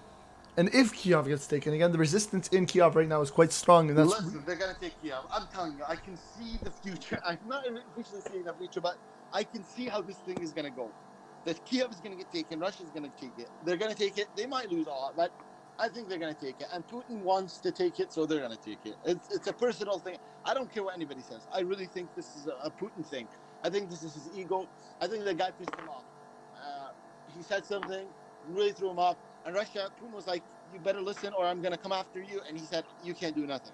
And I think Putin right now is saying, well, I can do something. And this is what Russia's doing. And I think they want to go in. But don't you think that? But don't you think that? I think he wants him alive or dead. But don't you think that if that was true, then all the only thing that the Ukrainian president has to do is leave. No, they're gonna. He knows if Zelensky leaves and let me give you this. If Zelensky leaves right now, for example, if Zelensky's in the States or in Poland, I bet you any money. If Zelensky leaves today, and they know he's outside of Russia, that maybe there's other people in leadership that they want too. I'm not sure if it's just Zelensky, but I know they want those guys in power because they pissed them off. But I guarantee you, if the leadership in Ukraine is done, this war will end, 100%. No, but if Zelensky leaves to Poland, today, and comes out in his videos and says, "Listen, we're battling still, we're doing this and we're doing that." Yeah, because he wants leadership. Exactly, he wants morale. That would totally destroy. The purpose of Russians. The war is to get. It's not just morale. He doesn't want to lose the presidency. He wants to be president still. I know. But what I'm saying is, if Zelensky leaves, then the purpose of the Russian invasion is done. The purpose is to get Zelensky. Zelensky's out. Now what do you do? Okay, that's the whole goal. Like everybody from the beginning was saying, if Russia wants to change leadership, even Russia said we want to change the leadership. So the whole point is that. But he's not going to leave. Zelensky's not going to leave. He wants to stay president. And the people are with him, so whatever. They're gonna fight until the end. Even Putin himself. Remember the other day when Putin he told the Ukrainian army, don't let those leaders or the drug addicts and all of those, like he's talking about Zelensky and like the government. Mm-hmm. Don't let them take control and use you, blah blah blah. He wants the army to flip on Zelensky. But what does that mean? He was willing. He said we'd rather not go through this strike or this invasion if we wouldn't go through this if the army took over and kicked off Zelensky. So it is a personal thing. There's no way it's not a personal thing. As much as you say, it depends really. It depends what personal is. What you mean is impersonal. Personal as in he feels like Zelensky is going ahead and doing things that could affect the Russian Federation. Yes. Not even that. NATO. I don't think it's personal as in Zelensky said something against him. Look. It's like kind of like when Zelensky said, "Okay, this guy's stupid." There's no way you go into war because of that. So personal really changes. Putin's the kind of guy he would go into war because of that. It's like hurt his own pride. Like, who are you? Like, you're this tiny little country without a military and you have nothing, and we're Russia. We have nuclear weapons and all this army, 1 million soldiers, and you're gonna talk to me like, you're better than me, and I think he would go into war for that, just to prove a point. I really think he would go into war. He's going into war. He went into war to prove a point. That's Russia, man. I don't know. Like, Russia, unfortunately, in these countries, like a personal thing can lead into war. It happens all over. Like, you look at countries similar, like even Iraq, like when they fought Kuwait, it was a personal thing, right? The president got pissed off at the other president, and they went into war. It happens in countries where it's like, where the leader is a dictator. He controls the army, so whatever he says goes. I guess we'll have to see how this war, ends up turning. Okay, so what do we see after Kyiv taken? What's the vision? After Kyiv? Yep. I told you, he's gonna go after Zelensky. No, okay. Let's say he gets Zelensky. Zelensky Zelensky's caught. They take Kyiv. Zelensky gets He caught. wants him dead or alive. I think that's what'll happen. Okay, what's the next stage? They get Zelensky. They get the elites. They get Kyiv. Dead Now or what? alive. They want him. And then once they get him, Does Russia just? I assume it's gonna be dead, but we'll see. Okay, let's say they get Zelensky. Whatever happens. They catch Kyiv. Kyiv is now taken. What's the next step? What happens from here? They get Zelensky. He's dead or alive, and then they say, okay, now the Ukrainian people, they get their country back and they step away. I think that's exactly how they'll have a couple of other people. It's not just going to be Zelensky. No, I get the point where they take a lot of the elites. That's fine. So what? They just okay. Now we got Zelensky. We take out our troops. Now what? Now Ukraine goes back to normal. You say, you know what? We will let the Ukrainians pick their own leadership again. But what will happen is every single person that now is going to be elected is going to know that don't mess with Russia, because if you say something they don't like, they're coming after you. This is a fear thing, right? He wants to make sure that the Ukrainian army and the Ukrainian people are in check, right? Don't you think that? Okay. I don't think he'll put a specific person, because he can't. Like, he knows if he picks up puts a specific person, that person, for whatever, like, people know, like, people are not idiots. They know if Putin puts someone, they're not gonna like it, right? They're gonna switch him eventually. But I think what he wants to do is he wants to make sure that every single person that gets picked, even if it's a good person that the people pick, knows, okay, this is a red line. I don't mess with this line. I think that's what's happening. But what if the next person putting that red line through Zelensky is saying, you messed with me, now see what's going to happen. But wouldn't the next president be prepared? Yes, maybe he for a year he lets it slide, then he starts, because the West is all backing Ukraine. Nobody's going to want especially with the destruction that they're going to see and the killing, and I'm sure Russia's going to make an example out of Zelensky if they catch him. I know. They're gonna make an example. But he's gonna leave. That I can guarantee. Guarantee he's gonna be gone by the time Kyiv is done. You know Zelensky's out of here. No, not even when Kyiv is done. As soon as they get into Kyiv, they're gonna pick him up. They tried to even send secret troops and stuff to get in and hunt after him specifically, but they couldn't. They kept getting caught. Yeah, but don't you think that again? That just clears up the picture for Zelensky once again. Zelensky's gonna be out of there by the time Kyiv is done, caught. By the time Kyiv, the Russian military. If Russia can make sure the airspace is clear, they have full control of the airspace, and they really surround Kyiv, like close it off, then he's not gonna be able to get out. He's gonna get, maybe there's a tunnel. I don't know. Maybe he'll escape through a tunnel. I don't know if there's a tunnel from Ukraine to Poland or something, but it's going to be hard. Yeah, but again, he's gonna. They're hunting him down tooth and nail. They're not going to let him out. The whole war is to capture him, right? So it's tough. It's tough for him. It's tough for Kyiv right now. But I really think, I don't know. Some people say like he should have stepped away maybe, and it's just to save his people, but who knows? So the next president that is going to take Kyiv, or again, using these theoretical predictions, the Democratic... You lost that debate, you know that, right? No, it's not even... It's not that lost or not lost. These are all theoretical predictions. If he's already out of Russia right now, there's no proof that he's still in Ukraine. But there's no proof. Nobody. Where's the intel that he's still in Kyiv? There's none. There's no intel right now that he's out of Kyiv either. So it's at a stance. Again, these are all rhetorical predictions. He's in Kyiv. I'm sure. No, but that sure doesn't mean anything until there's real fact-based proof, real sources that can tell that he's in Kyiv. Right now, there's no sources for either side. So these are all rhetorical No, man. theoretical When you prediction. have the like, I don't know what more source, more proof do you want. When you have like the press and media are meeting with him in person, and they say that they're in Kiev, then I don't know what more proof do you want. Like, you cannot believe No, anybody. but what Especially I'm to be saying is somebody. this: The there's media been seems on multiple occasions, and this is not the same things happen to him, where he escaped. There is multiple examples where the president comes out and says, you know what, we're still battling, morals are high, shows all these things, and then all of a sudden he leaves. And you can tell the switch where it now becomes Western media help us out because we're screwed. And because the only time that the president leaves is when he knows he's screwed. So helps who?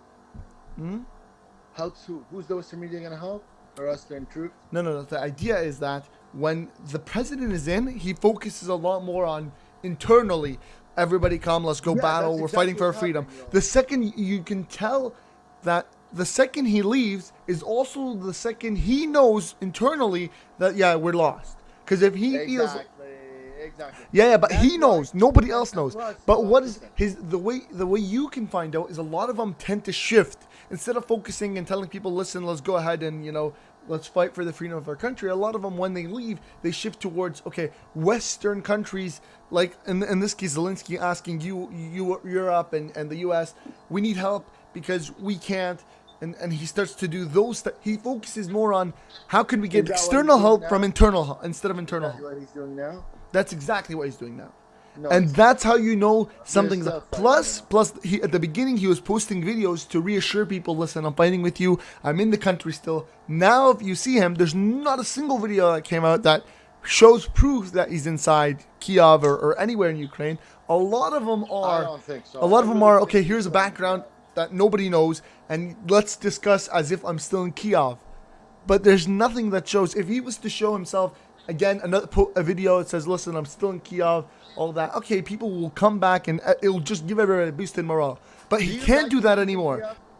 Because the second he does that, he knows Russia's waiting for him. And so he can't do that. So his only way right now, that the only thing that's allowing him to continue and do anything is because he's out of Ukraine. Because if he was still in Ukraine, at the beginning when it was quiet, he was not busy, and he was talking to the international community.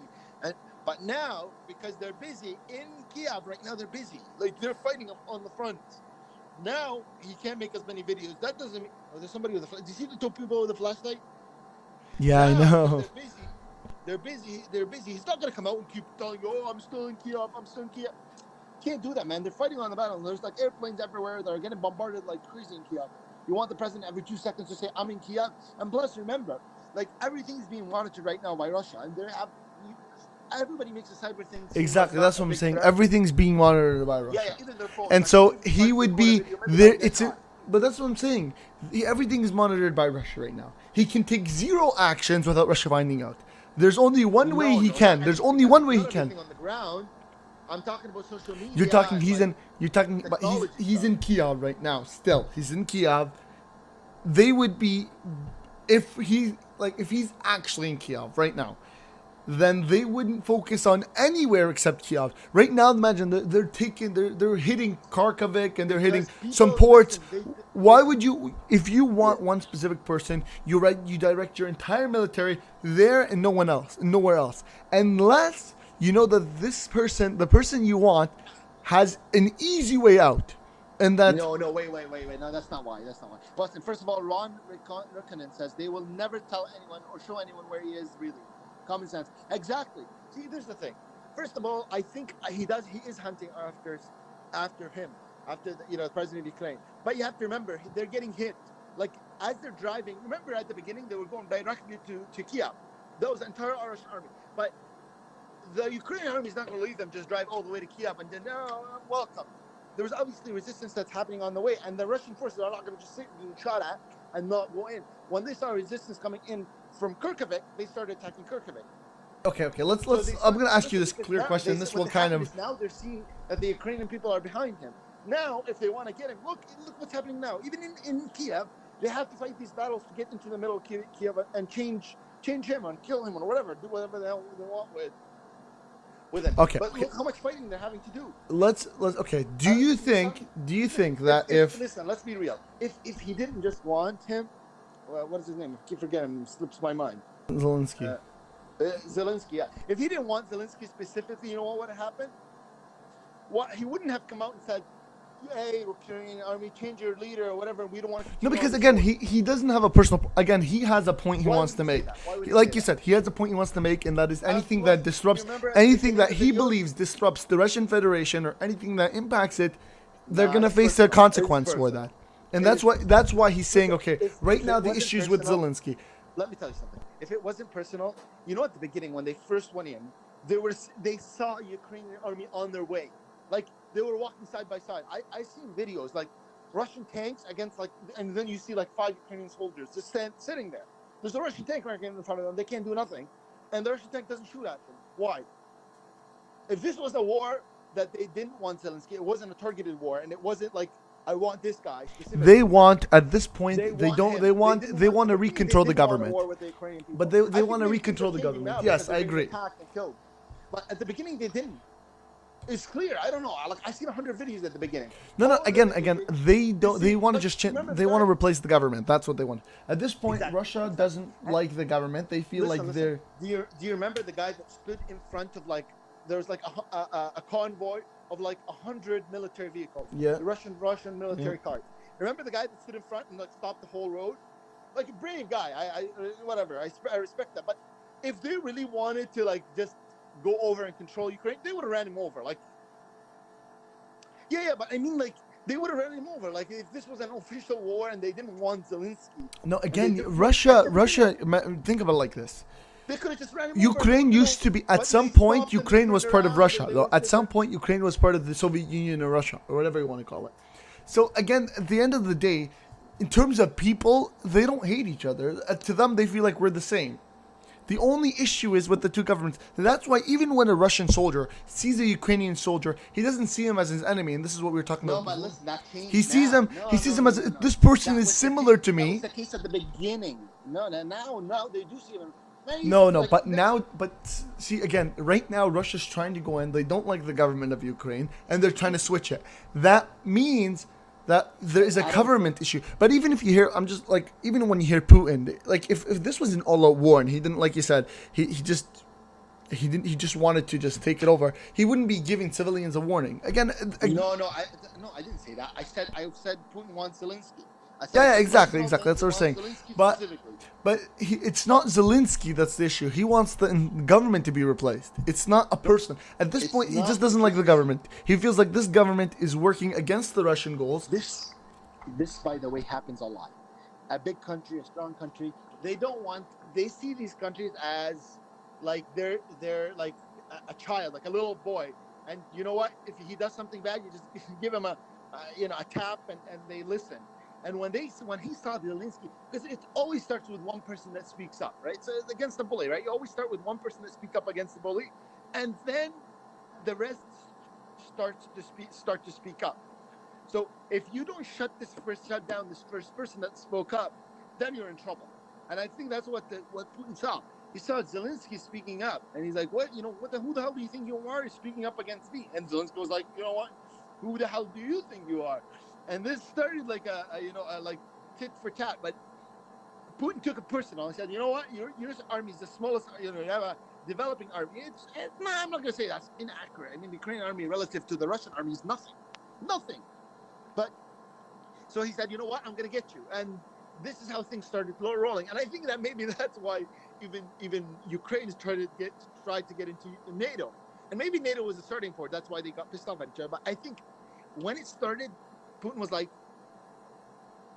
yeah, but who was going to get the U.S. involved? It was Zelensky, right? He got involved with Israel, the United States, and blah, blah, blah. But again, it became a personal thing between Putin and Zelensky. Ron says he doesn't want a U.S. influenced government.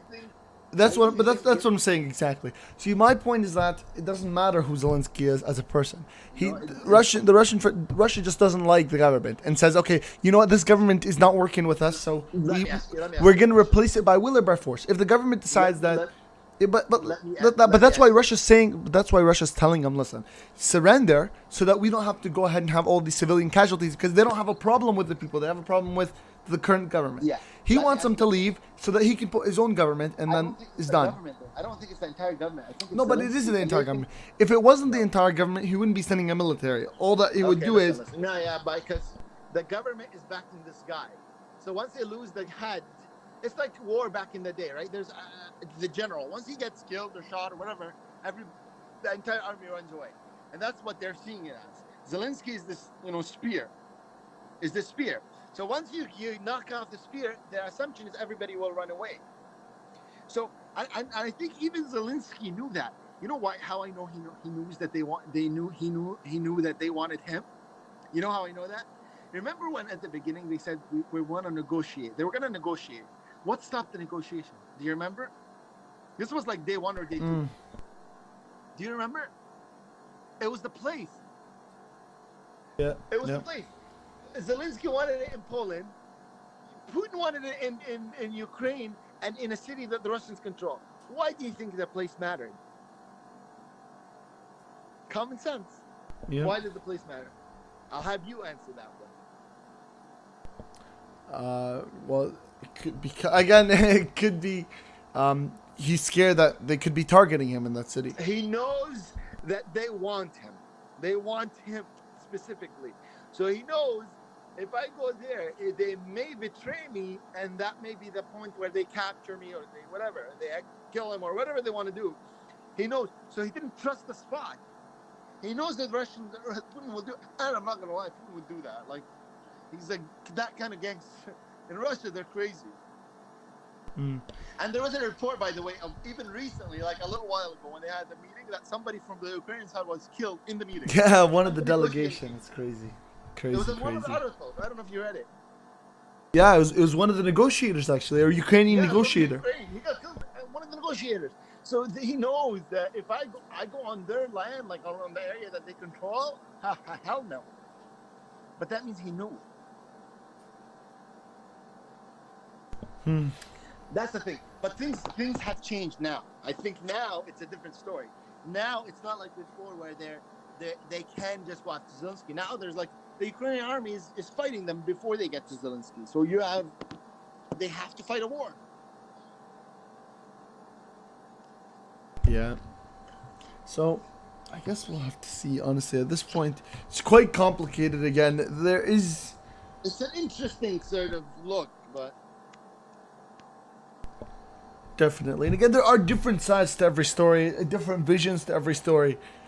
Everybody sees it differently. Doesn't want a U.S.-influenced government. Yeah, for sure. They don't, but listen, they what's more important to them is that they have a government in Ukraine that understands that Russia is in power over that entire area. That's what they want the government of Ukraine to understand. Russia is in power. You can do what you want, but know that we make the final decision, not you, even over the Ukraine.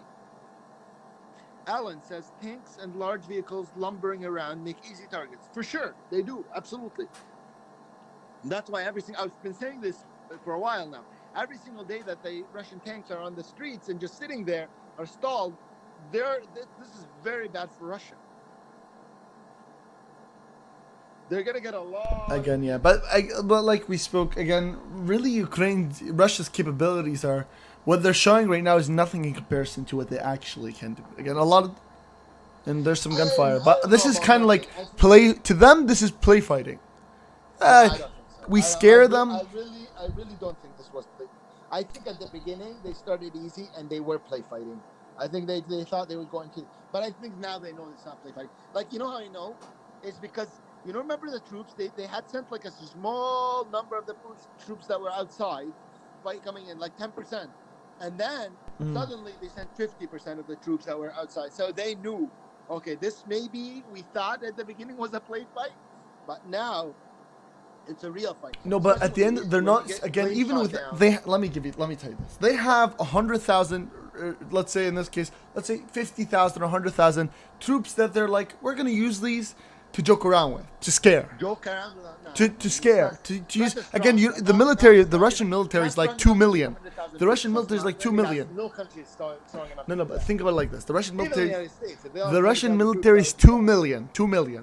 To them, 50,000 Wait, is that's not- is that's not right. a change in the bucket. It's not 1 second. No, that's not right. It's not 2 million. I'm saying 2 million with the reserves and everything. No, that's with the reserves. Yeah, with the reserves. This is what I'm saying.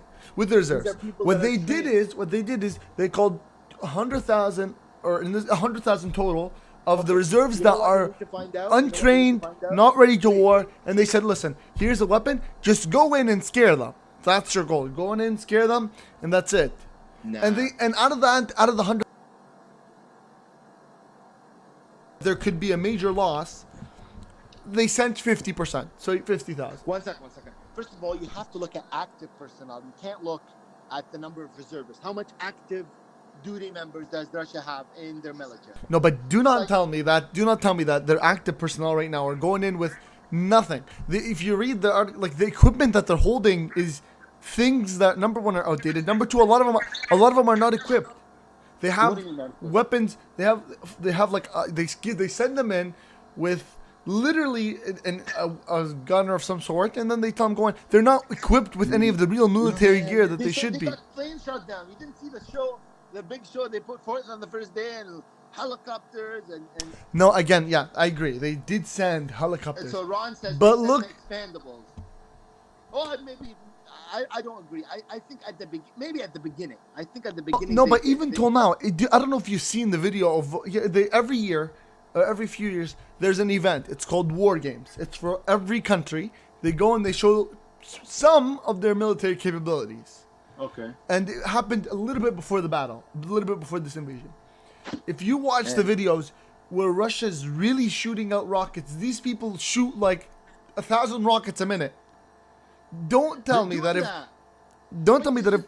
I mean, everything looks beautiful, and I remember, But that's what I'm saying. If Russia was serious, those 1,000 rockets per minute would rain on all of Ukraine and absolutely obliterate it. But they don't want that, and that's why even now, as it's starting to get more serious. Actually a few hours ago, Putin came out and said the entire statehood, because of this Ukrainian resistance, the future of the entire statehood of Ukraine is at risk, and anybody that is battling faces the future of Ukraine on their conscience. What does this mean? It means that he's coming to a point where he says, screw everything.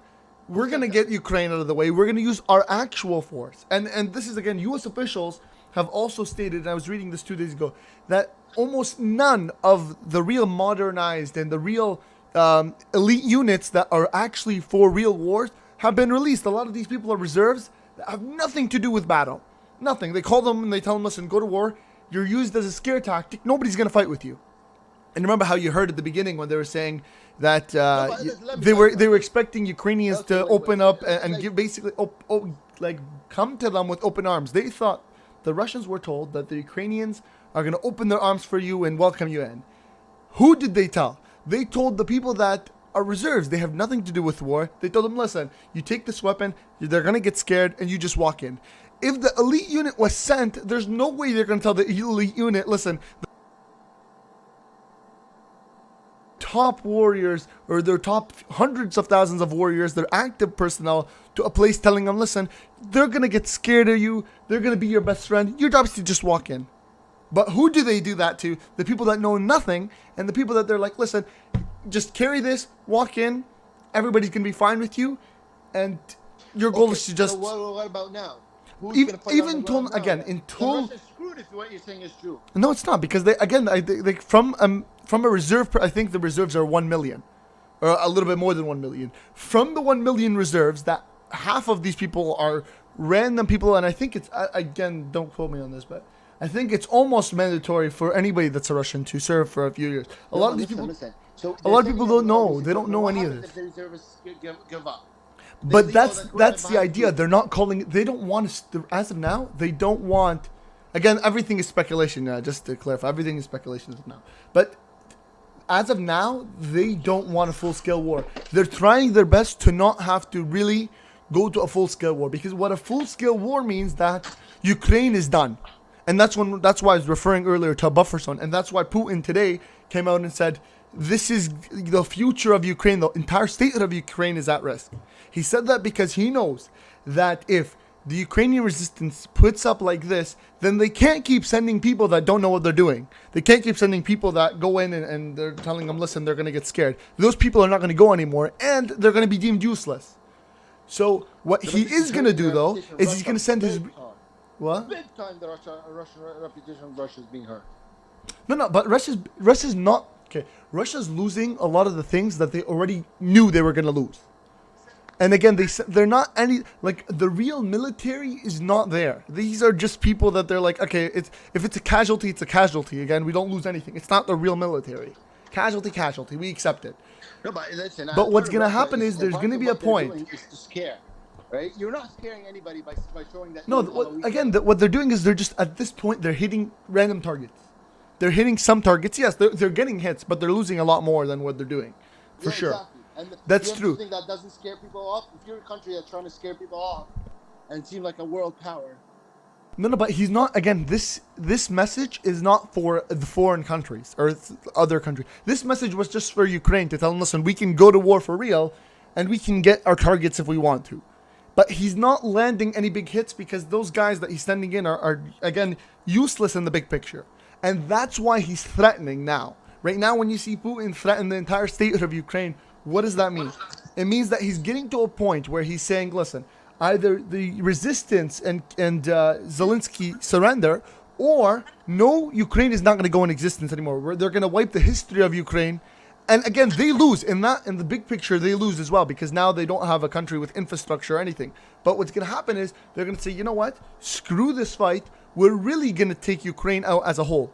And that's when they bring in those elite units and they come in with real big weaponry that are modernized and that can actually do the real damage. Up until now, this is nothing. This even in the war games, the event that they host every year that people clap on and enjoy, this is less than that. And there's no way that, again, like if they're showing you they can hit 1,000 rockets per minute in these games that are hosted every year, don't tell me that they can't do the same in Kiev or in Ukraine. And that, yes, they're just...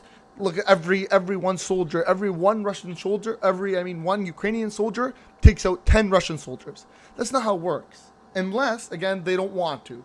And that they're delaying until they feel like, listen, you know what? There's no hope anymore. Our scare tactic is done. We're getting nothing out of it. Now it's time to be serious. And now it's time to really just get our goals for real. And again, Putin has mentioned it multiple times on different occasions. He's been threatening... he's been threatening the same thing for a while, and then at some point he's going to say there's no hope anymore with these guys. Zelensky's not going to surrender. There's no hope. Let's take the big guns out and be serious. And that's exactly what's going to begin to happen with Putin. And that is what a lot, again, and this is not for me. This is U.S. officials, right? I'm not just saying this out of random, just rambling. This is U.S. officials saying they didn't use their power. If the U.S. is saying that, Russia has a lot of things that they're hiding, and only then, when they feel that they are guaranteed to lose if they were to send in these no-name people in, that's when you start to see real Russia. All of your strategy, I agree with the vast majority of it, but the only thing I disagree is they are losing. That's my Ron said, just my own thoughts. They're losing the whole point of what happened. They could have sent these troops, got in within 2 days, took over Kiev, and said, we're changing leadership. And you know what that would have done? That would have scared the hell out of the world and would have said, okay, shit. Like, if this is the first group of soldiers that Russia sent, imagine what army Russia has. That didn't happen. Now Russia looks like a weak army. It looks like, their tanks are being taken out, their planes are being shot down, and their soldiers are being killed by the hundreds. But that elite force is not going to come in and just walk right in. Again, there's a big battle. That elite force doesn't go in on their own. They're not like 100 troops that are going to go. When the elite force goes in, you're talking about the destruction of Ukraine. There's going to be bombardments till no tomorrow. And that's, again, they don't want to destroy Ukraine. That's why they sent in these guys to scare them. They want Ukraine to be... You don't need an elite force to bomb. So why, No, Why but do you they need do an need elite an elite force force. tomorrow? Like, this is They just airport. know. Okay, as much as Russia, as much as the Ukrainian military is weak, again, they still are backed by a lot of Western countries. They still have a lot of weaponry. They're gonna do some damage. There's gonna be a battle, but and that's why if even the Why elite didn't- forces my goes point is, in. why did the battle happen before? But that, Why even did- U.S. does the same thing. The U.S. has never went into a war without bombarding the heck out of the country, and that's exactly what. If the elite force were to go in, the Russian elite force, they're going to bombard the hell out of the country, and he doesn't want that. He wants a country, Putin in this case, I'm referring to. He wants a country that is fully functional, just the government replaced. And what's the only option he really had is that we got to scare them into basically taking the government and letting them basically say, okay, well, bye bye, we're gone. Russia, do whatever you want. But when he sent these guys in, and it was for that purpose. But now that he feels like this Russian or this Ukrainian military is not going to surrender, and we're going to take losses, and again, these guys are deemed useless in this scenario, they're not going to scare them. Now it's time to really say, screw everything else. Screw our main goal, which was to keep Ukraine in its infrastructure so we can take it and just replace the government, because that's not going to happen. Now it's time to really just say, screw it, we're going to really show the world our power. And that's, if they want to, again, flex their power, that's how they're going to flex it. When the elite military... Thomas Gomez says the Russian military was overestimated. I agree with you, to be honest, 100%, Thomas. I agree 100%. I think the Russian military, I think that the sanctions that have been imposed for years are now showing. I think they had a couple of good pieces of equipment that they showed to the world during these games or whatever. What do they call them? Hunger Games or whatever, military games? Yeah, war games. I think they should have the best that they had. I really think when it comes to reality, when it comes to full-on war, I don't think they have the equipment. Not enough of it, at least, to defend their own country and attack another country. I don't know. Again, when you have a total of active and reserve personnel of like 2 million, that really proves that you're willing to take... And again, I'm saying in Russia's viewpoint, they're willing to take the 100,000 loss.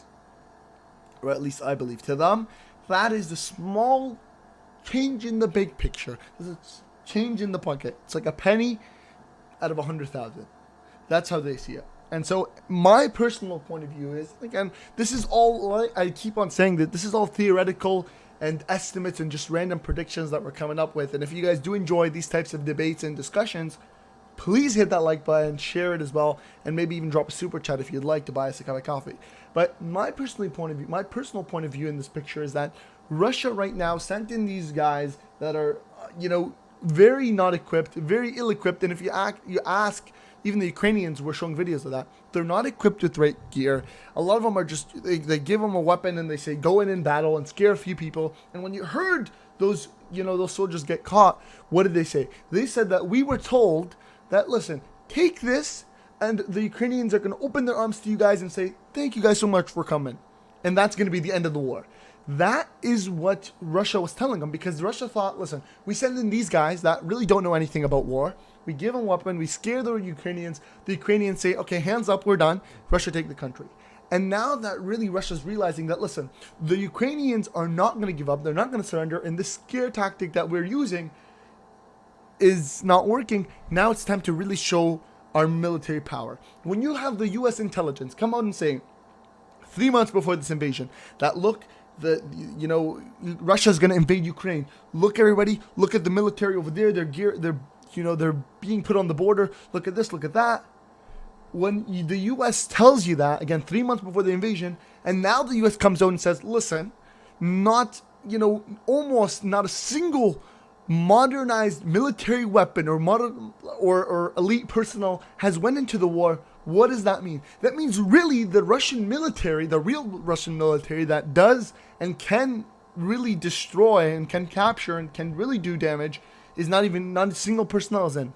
Not a single tank from that, convoy is in this battle in Ukraine. They're all still not in Ukraine. And again, what that really means is that Russia's not using its real power. What Russia's doing right now is, again, like I said, and I'm repeating it as of now, that any reserve, and again, there's a chunk of the reserves that know nothing about war, really. They're just reserves because you have to be a reserve. Russia's a country where if you're a citizen, you have to be a reserve. I think it's like at a certain point in your lifetime, at a certain age, you become a reserve automatic. So they give a lot of these reserves that know nothing about a battlefield to them. Listen, Ukraine is going to welcome you anyway, so you don't have to know anything. Here's a weapon, just scare them a bit, and they're going to let you in. And then they sent 100,000. Again, the reserves are about a million or so, somewhere around there. Maybe it'll give a little less or a little more. They sent in 100. They lined 100,000 on the border. And then they sent out their most outdated tanks that really can do nothing. Again, a lot of these tanks, if you look at them, they're getting stuck in mud. They were sending out, instead of military, I forget what they're called. They're like cars that like military personnel is supposed to be in the back of. And those are like the ones, the more modernized, real. Instead of sending that, they were sending in pickup trucks with troops sitting at the back of the pickup truck. Do you know how easy it is to just target those people at the back? There's nothing covering them. Again, there's nothing covering these troops. They sent in those. They sent in the most outdated, weapons. They sent in everything that they feel is terrible and that they wouldn't use in a real battle. They sent this in with people that don't know how to battle, and they told them, enjoy. Here's, 50,000 of you, go inside. And now they sent a little more.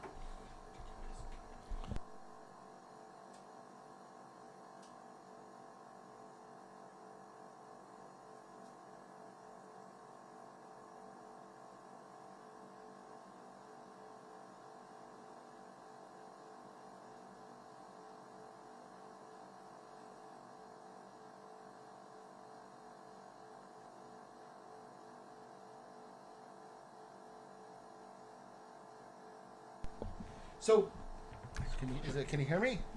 So guys, listen, if you want to join or you have an opinion or you want to join the debate or you have your own thoughts, you can join on the Discord and we're happy to have a discussion with you. It'll be live on the stream, so if you're okay with that, as long as they're respectful, the link for the Discord is in the description. But I think there's various different ways that this can play out, obviously. But I mean, these are two ways that we thought, or that our own opinion on it. Sabanoj says Putin expected a surrender, not grandmother and children with rifles and Molotovs. For sure, absolutely, I agree with that. Ron says Russia has a huge arsenal of weapons and military. You haven't seen anything yet. So you see, we have two different opinions right in the chat right now. Again, if you wish to come out and speak and say that out to live to the stream, happy to bring you forth. Join on Discord. Sabanaj says you always send in the shitty stuff first till you can get a fix on enemy positions. But that's the thing. I mean, with a world power like Russia and a military power like Russia, it's really bad on the way they look globally for them to look weak. I mean, the United States, when they entered Iraq, they entered with a big firepower, explosions everywhere, mass bombardments, army on the ground, took over in a matter of 3 weeks, that the entire country not just, got in and out, they occupied, they had control over the land. And they lost a couple hundred soldiers throughout the years. So that proved to the world that the United States means no joking. But now Russia's still going out with these old World War II tanks and their helicopters and planes being shot down. And they're fighting against supposedly, the teachers and social workers. They're looking really bad. I mean, especially if you're trying to make an example of Ukraine. And that's what I think Russia's trying to do. Make an example of Ukraine. If you want to try and make an example of Ukraine, you don't do that. You don't look weak and look like you say, you've been 10 days trying to get into one city. It's just really bad for the way you look, if you care. Sabanaj says, the way Russia looks globally is carefully crafted, smeared campaign by the West. Lee says, when one is afraid to fight for freedom, then no one is free.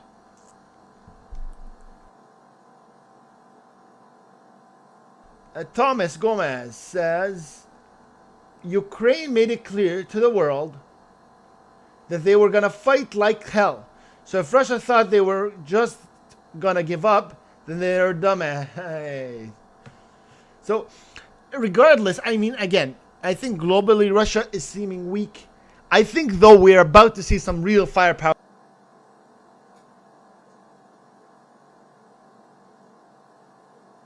think that they're hunting after Zelensky. Guys, again, join on the Discord. We'll bring you in and you can have a full-on discussion and debate with me or with anybody else that wishes to go on Discord. Link is in the description.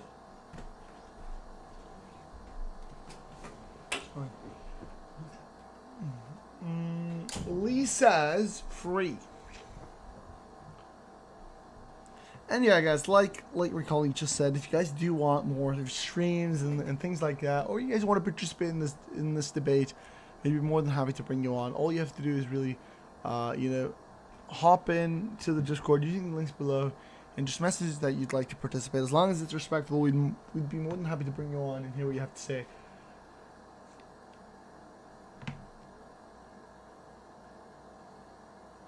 Lee says, we are acting like bystanders, watching a bully take over schoolyards, then we are implicit. Jacob Hall says, any news for today? Yes, quite a decent chunk of news actually. Russia has increased their bombardments and shelling of cities. They've also some breaking news where Russia officially told Zelensky, the president of Ukraine, that today they will be destroying every single air defense system, and they're going to be targeting them specifically as of today. Today it's currently past 12, that's why I say today. So as things begin to intensify, we're starting to see a bigger reaction by Russian troops, really, and by the Russian military, where now they're really targeting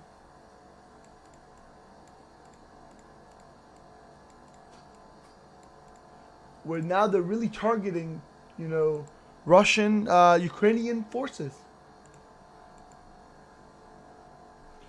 MJW says, Russia has nuclear weaponry. Once nuclear trigger are pulled, the entire world is affected. Remember Hiroshima, it will be worse. Exactly. But guys, if you want to participate in the debate, like you guys heard, Lee says, I'm anti-war, but we cannot kneel before Putin. Again, if you guys want some debates, or if anybody would like to debate, or have a specific point in mind, I'd be more than happy to bring you on to the stream using the Discord links below it, and maybe we have a discussion or a debate or whatever you like to call that. If two people want to come and debate something, more than happy to bring you on. Just join the Discord link down below, as long as it's respectful. But as things intensify right now in the capital of Ukraine, Kiev, we are starting to see a shift in Russian ideology and Russian thinking. They've kind of left the idea of let's care about casualties and are now shifting their view to we are going to destroy and demolish everything that stands in our way, and we are going to really bring out a real military. And that is what we're seeing. Ron says, not even close to Hiroshima. Lee says, I live at ground zero in US. I give my life to freedom. Saybod says, the 40-mile long convoy is installed. It is the occupation force after Kiev has surrendered. Kiev wants total destruction, and that is what Zelensky is going to get.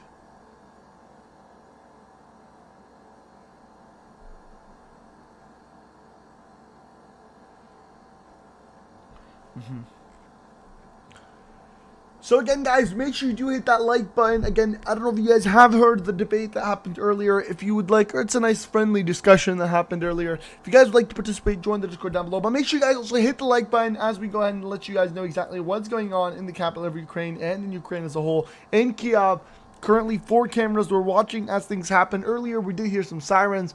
But once again, guys, we ask that you please hit the like button and you support the channel by sharing this to your friends and family, letting them know exactly what's going on in Kiev and in Ukraine, as that would be muchly appreciated, and it would help, let people know about the cause.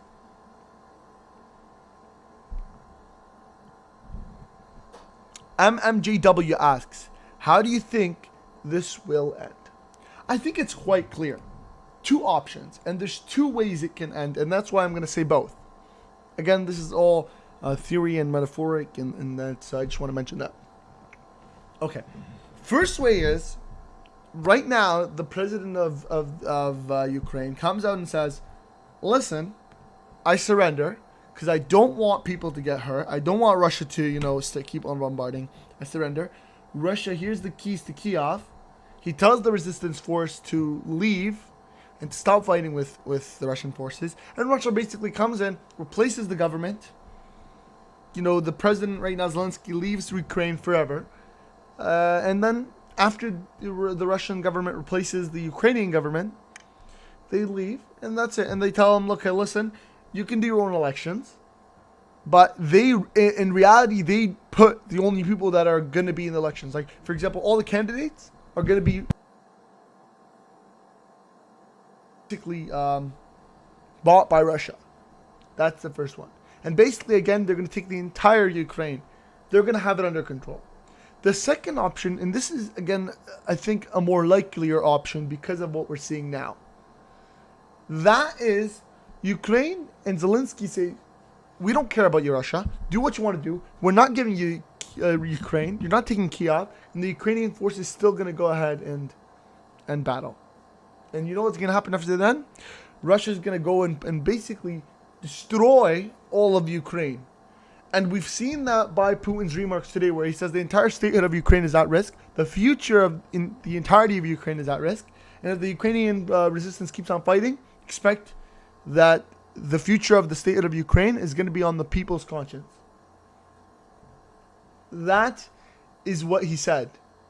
So I can only expect that means one thing. That means if the Ukrainian resistance proceeds the way it is and keeps on battling, then you will see the end of Ukraine, really. And this is when you're going to see Russia's real power come out, and they're going to bombard the heck out of Ukraine, make it into an empty piece of land. And again, you're going to have crazy numbers of casualties. Insane number of casualties. But that is the result. That is what's going to happen. They're going to obliterate Ukraine, basically, and leave it as a flat piece of land that's closely monitored. And then eventually, maybe they take part of it and they can join it. And then eventually they say, okay, this thing that was called Ukraine is now not Ukraine. It was never Ukraine. It was part of the Soviet Union. It was part of the Russian Federation. So now it's ours.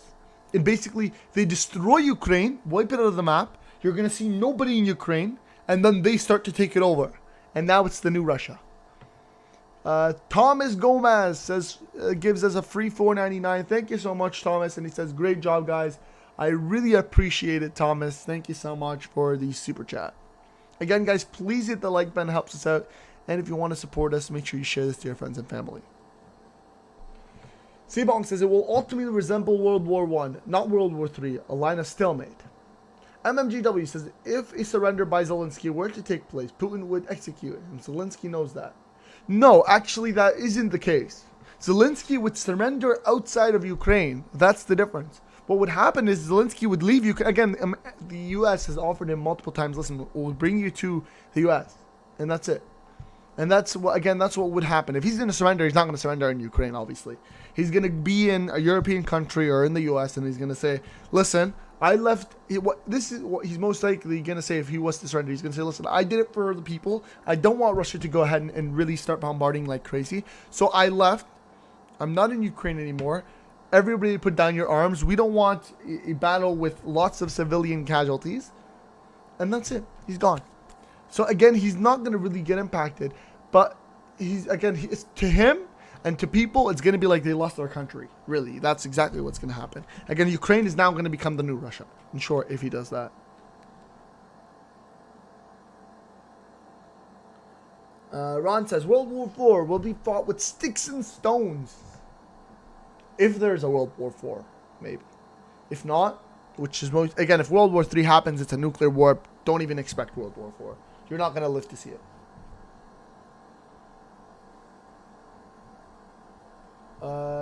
Jacob says, did France ever send their aircraft carriers to Ukraine?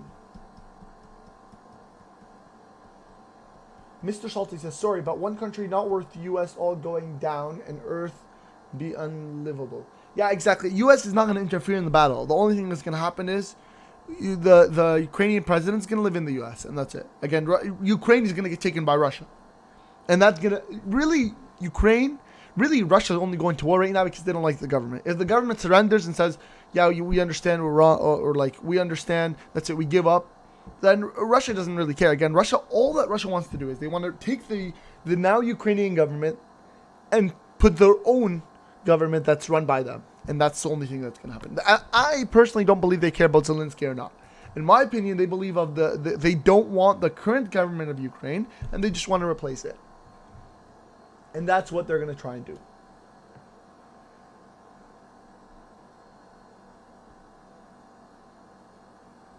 Savage says, Lini, what country wants to hand keys over? It worked out really well for France in World War II.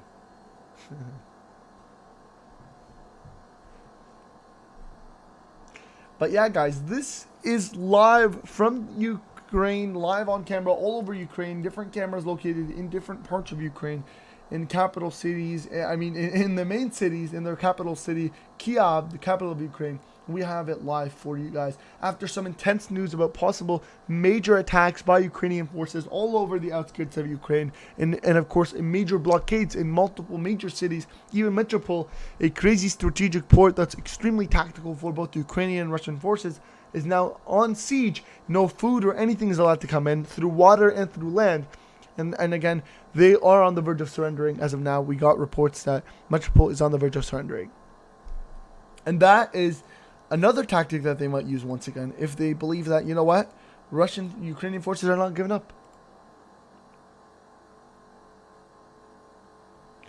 Mr. Salty says, if Ukraine would have just said no to NATO, all this bloodshed could have been avoided. Could it?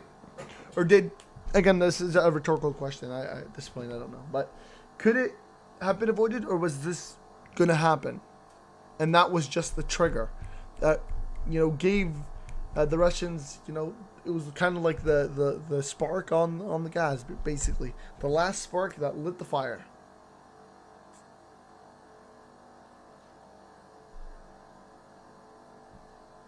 And again, we are live talking to you guys about what's going on in Ukraine and Kiev, as a whole. If you guys want to support the channel, just hit the like button. It definitely helps us out. And please share this to your friends and family. Let them know what's going on.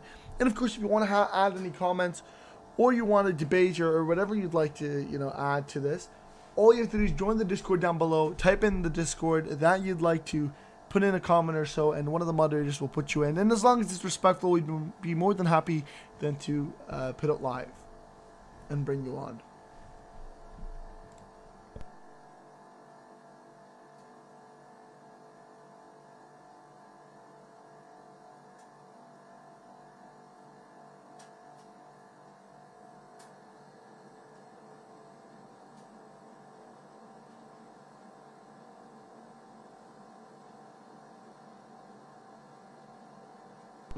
Definitely, as things intensify here in Ukraine, I guess we're going to see a lot more bombardments, and it's a big worry for the people that really Ukraine could end up taking a major hit by Russian forces and really end up being forced to surrender.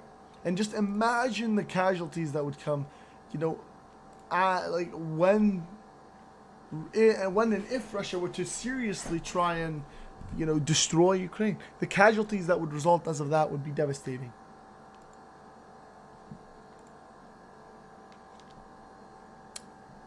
And again, we are constantly and consistently paying attention to what's going on in the Ukrainian crisis to try and provide you guys all the latest news as it happens.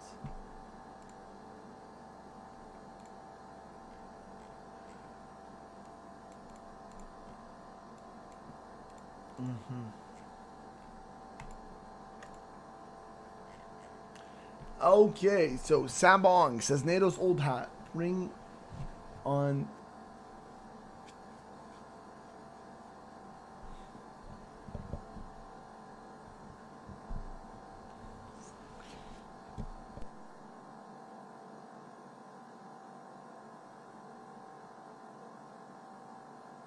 Let us know in the chat where you are chatting from. Let's see. Where is everybody chatting from, guys? Let's hear what you guys have to say. Let's see. Mr. Salty says this is not NATO's war. It's Ukrainians' war. But yeah, where's everybody chatting from? Let's get some chats here. Let us know. Let's begin the...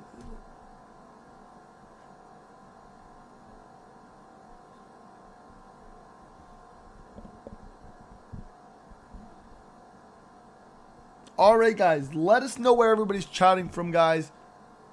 Okay, Mr. Salty says West Coast, USA. Ron says Ontario, Canada. Shout out to West Coast, USA. Shout out to Ontario, Canada.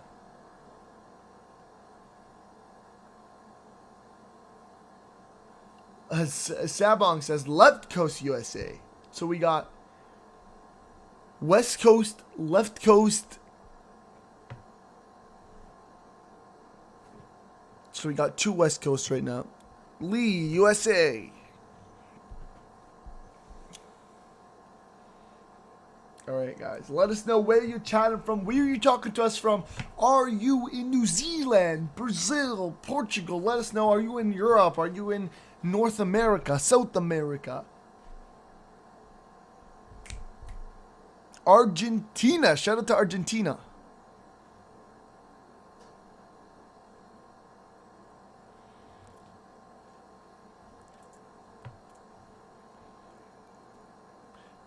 Shout out to British Columbia, Canada. Oh, we got a few Canadians in here. We got a few Americans in here.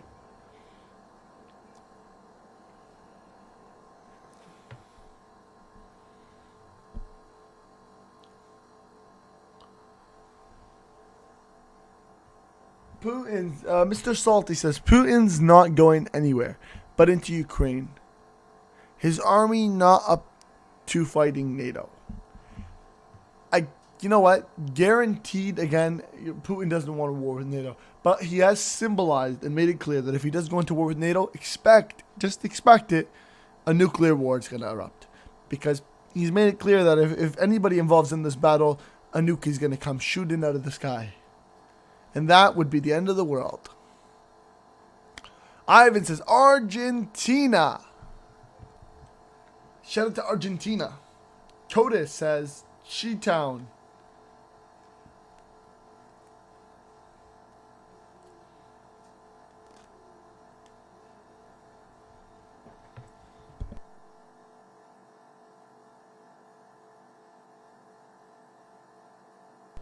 Again, guys, we are live in the capital of Ukraine, showing you guys exactly what's going on. All that we ask is that you hit the like button and you let us know. Share this, of course. Share this to your friends and family. Tony says Chicago, lol. MMJW, SC Wisconsin, next to Lake Michigan. Mrs. also says he said he would use nuke because he knows he's no match for NATO. Again, one country against the entire world is definitely at a loss, guaranteed. And again, they know he's gonna nuke the world if they go in, and that's why they're not gonna go in, and that's why they've made it clear that no NATO soldier will go on the ground of Ukraine, and nobody will assist in a direct conflict. They will, again. The president of Ukraine literally begged them for a no-fly zone. But they said, nope, because that will bring us into direct conflict with Russia. And we do not want to go into direct conflict with Russia because he will nuke. And we don't want a nuke war. So they said they're not going in. Again, that is basically what's going on in terms of that aspect.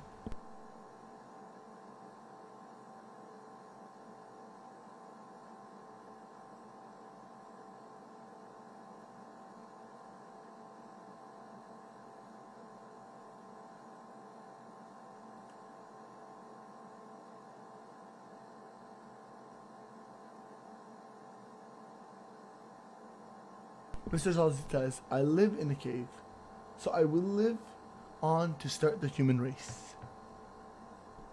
Just hope that Kyiv is not in Ukraine or any country that is Russia doesn't like, so that they don't nuke you guys. Because Russia has threatened it multiple times. They will nuke any country that involves in Ukraine. So just hope that Kyiv is not anywhere near that.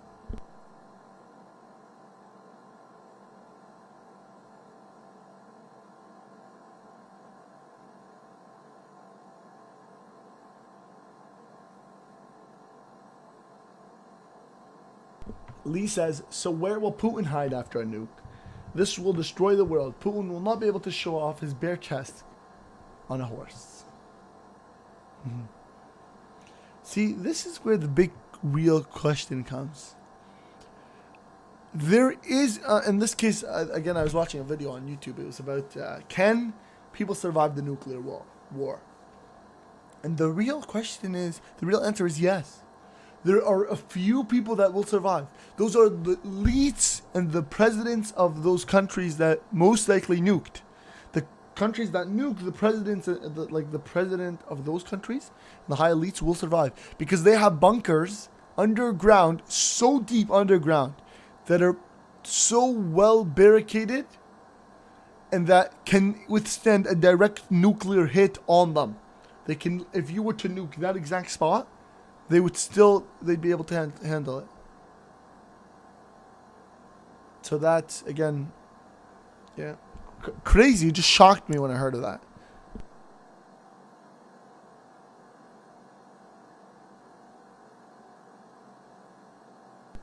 Linia says, long term, no. Again, the impact on agriculture would be impossible. But, and these, I think about it like this. These bunkers are huge. And they have storages of food that can last for, I was reading, years of things. Again, I think there is a certain point where, I think after a few years. Yeah, exactly. Kyiv says they have nuke-proof bunkers and supplies to last years. Exactly, and that's really the thing. They will most likely survive.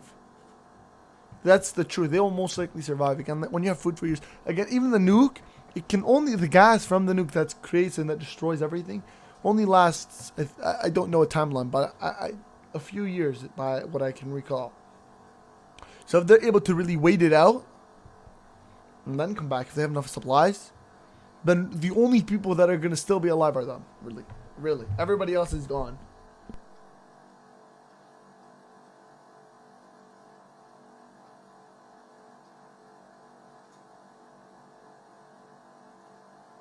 JP Westwall says, what's the feeling today for the capital?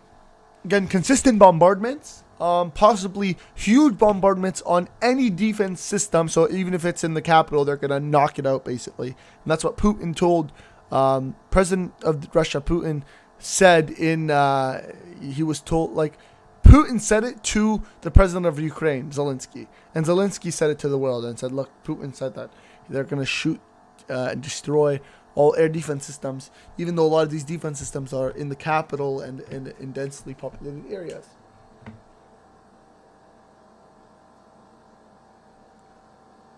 MJW says, we don't know what's going on behind the scenes. Sabanaj says, we will survive even on surface. What would you then need to worry about the elites arising from private armies? Back to the Future. Lee says, nuclear fallout lasts more than a few years. Has anyone researched current long-term survival of nuclear war?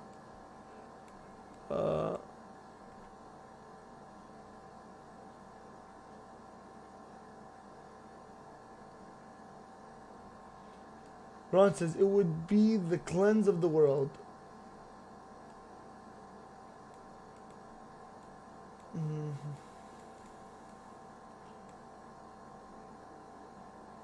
Interesting. Again, I'm just reading a lot of your comments here. Somebody said,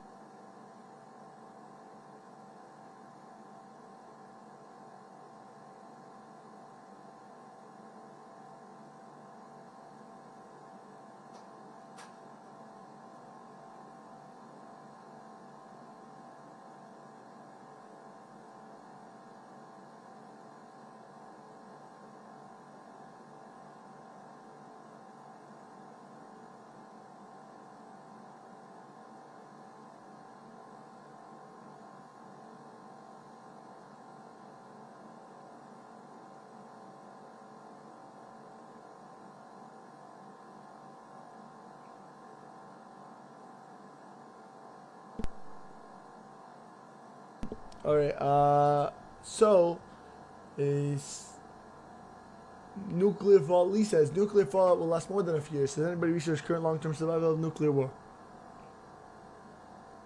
Mr. Salty says more people.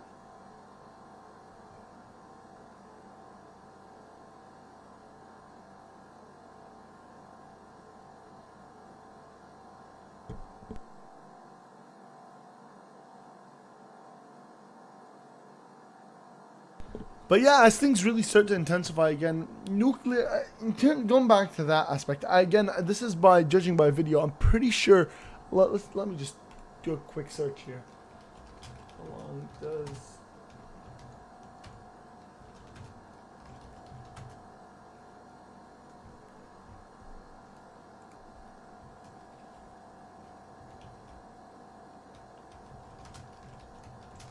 Let's just check how long nuclear impact lasts.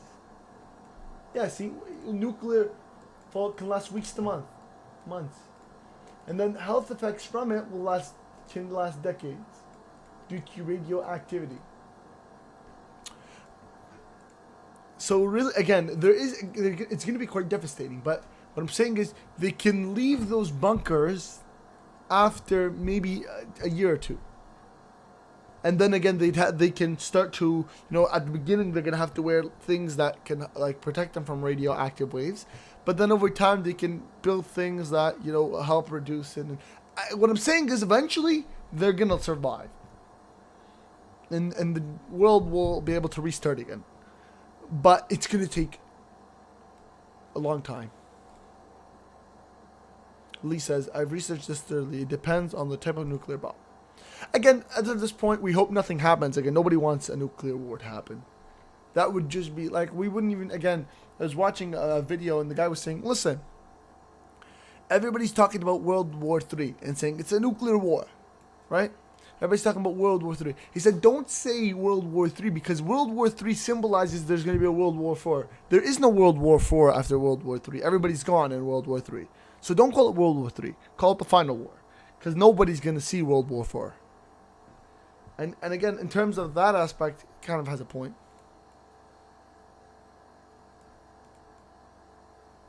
Noodle says, stay indoor 2 weeks, eat iodine tabs, then leave area. Amoto says, is this a theoretically... Again, everything I'm saying now is theoretical. Unless I tell you it's breaking news and that's happening, I mentioned that. But what's happening right now in Kiev is severe bombardments on the outskirts on the Kiev capital, on the Ukrainian capital, Kyiv, and basically a complete destruction of an airport earlier today, one of the biggest international airports that was beginning used for civilian transportation, now used for other things. The war.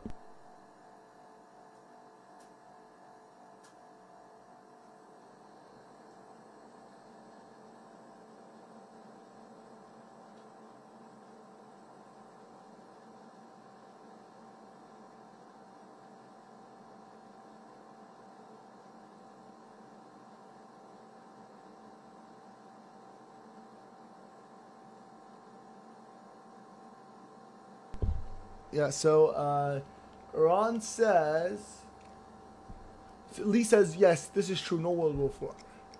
Mr. Salty says, they will be, you even said some will live on. And humans never learn, so someday World War IV. Again, imagine out of how many, I think the human population is 8 billion or 8 trillion. I think 8 billion. I can't even... I think it population. No, it's 8 trillion.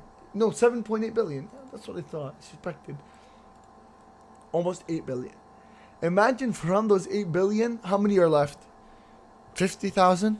Maybe, probably less, honestly. Probably maybe like 200-300 people. 200-300 people. How long is it going to take for you to reach... What? Is it going to be like a 1-to-1 battle with sticks? And that wouldn't even... I don't even know how anybody would even... Like, everybody wouldn't even think about it at that time.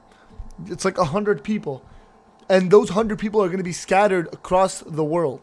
One person here, one person there, one person there. Like, you're talking about... And no more planes. Think about it like this. No more planes. No more boats. No more ships. No more communication.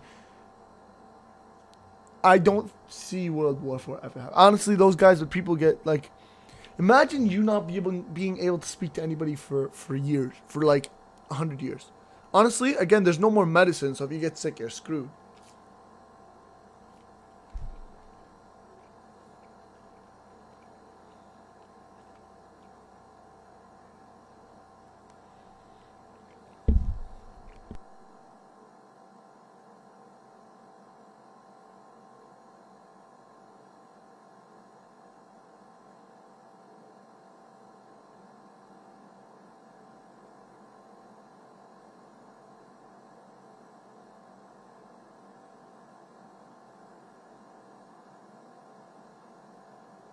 All right. But make sure you guys hit the like button, subscribe to the channel, and if you want to support us by buying us a cup of coffee, super chat is always an option. But make sure you hit the like button.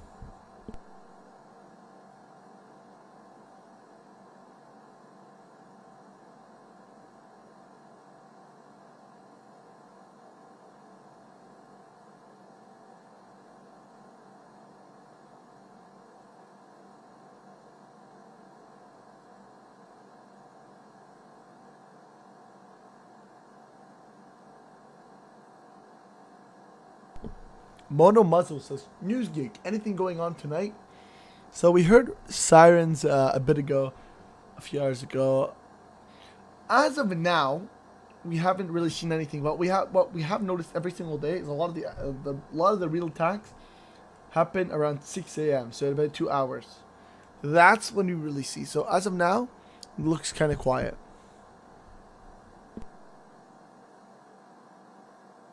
No, as of now it is quiet. Like Mark ST says, looks quiet now, or is this area still untouched? No, it's quiet. It's quiet right now. Honestly, I said today's been relatively quiet, except earlier today, the massive bombardment spree, and then it just quieted down. But we look back and really see it, happen again at normally 6. Lee Neely says, cheerio, great work. Thank you so much, Lee Neely. Appreciate it, man. Appreciate it, Lee. Now I'll be able to buy myself like 3 cups of coffee. Imagine that. More streams. But yeah, as of now, it's been relatively quiet in terms of day. Appreciate it.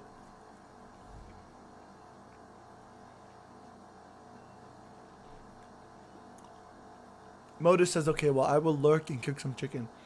Honestly, I'm eating right now. I was like extremely busy streaming to you guys, so I haven't had the time, but yeah. So now I'm streaming and eating at the same time. How's that sound?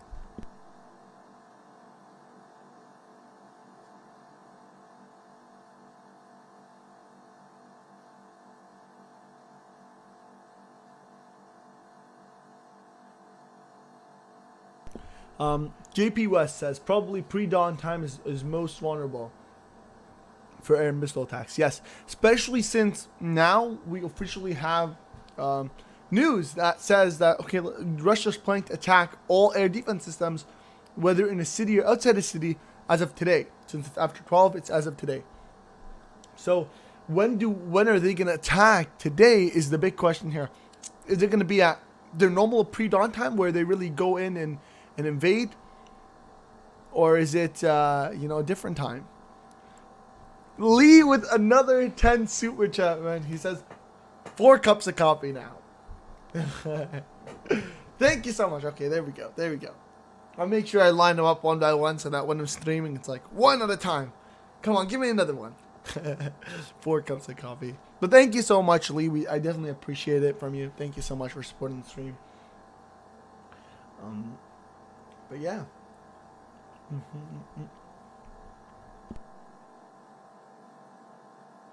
MMGW says, what do you do during the day? When can you possibly sleep? Honestly, I barely sleep. My sleep schedule is completely demolished.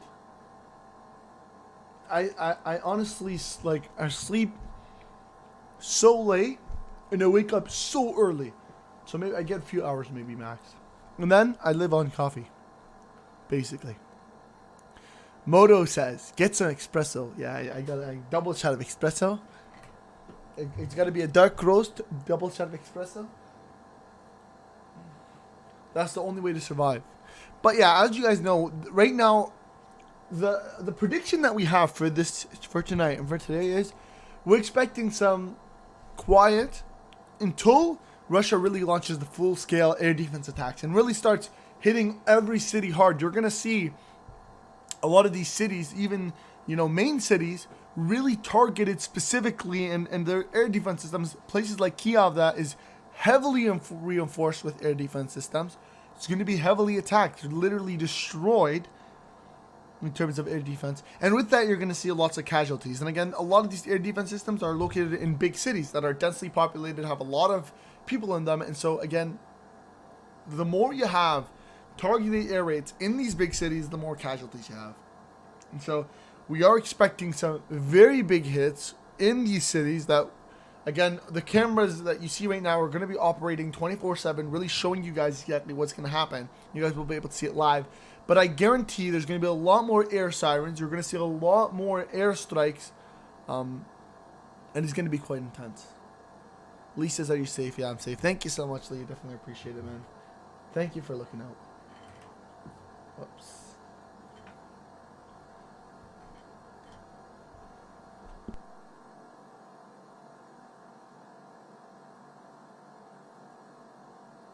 Oh my god, man, my crackers keeps on falling.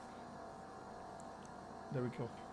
My lunch of the day has now arrived. Or in this case, not even lunch. It's more like morning, midnight. I don't even know what you want to call it.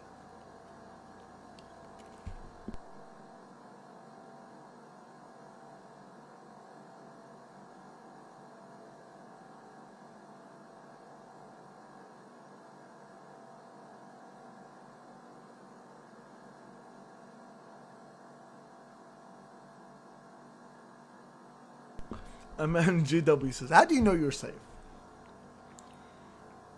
Well, nobody's ever safe. If you're anywhere in the world, you never know if you're safe.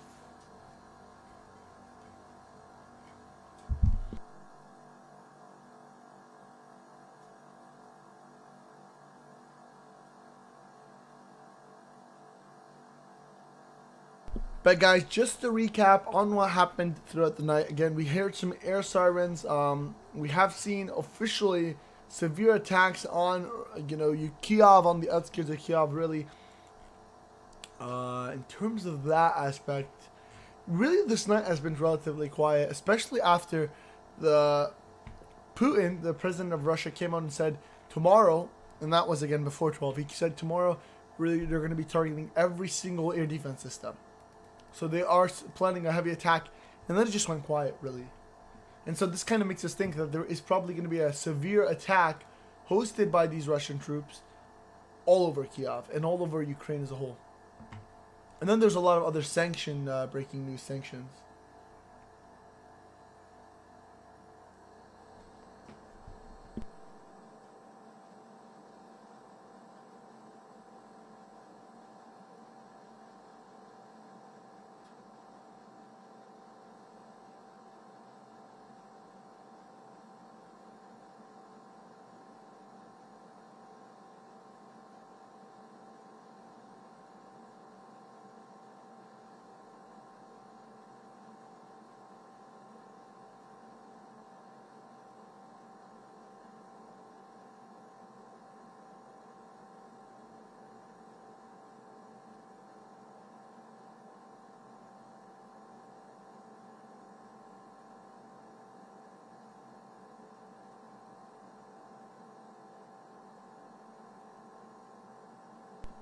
Ron says, Ministerial Regional Airport completely destroyed earlier. Yeah, I did read about that. 8 missiles struck that site, and that shows you really Russia wants to take it out. They shot 8 missiles to completely obliterate it and just demolish it.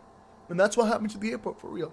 Lee says, did anyone see the elderly Holocaust survivor, woman, in Ukraine speaking today? They say they were born in war and will die in war. Then, one wished Putin a good death. Interesting.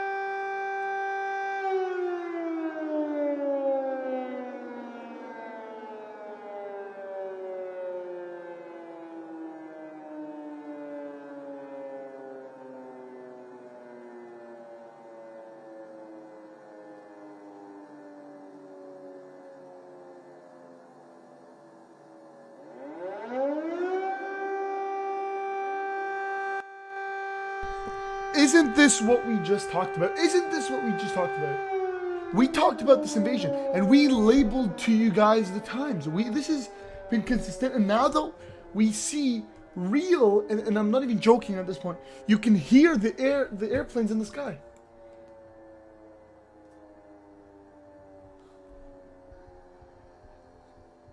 You can hear the airplanes in the sky, guys. Listen closely.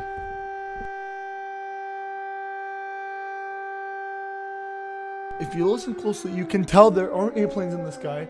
This has become a full-out battlefield in Ukraine. And I'll go ahead and start off by asking you guys to please hit the like button. Of course, we'll take this. We will be back off the list because we are back. I just made myself a healthy smoothie.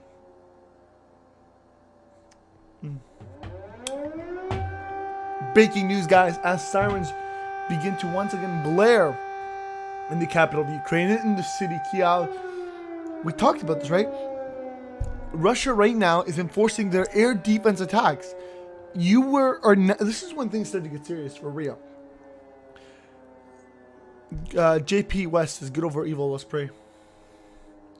Russia right now is putting out full-scale attacks to destroy all the defense systems. And now you're going to see severe bombardments of all places in Ukraine. Expect Kiev to be heavily hit. Ron says, what time do you guys usually talking live? It really depends, honestly. Normally we are we don't have a specific time, to be honest. Normally it's when we have time, we hop on live. It's been just crazy busy, honestly, with everything going on. It's just we don't always have time to talk.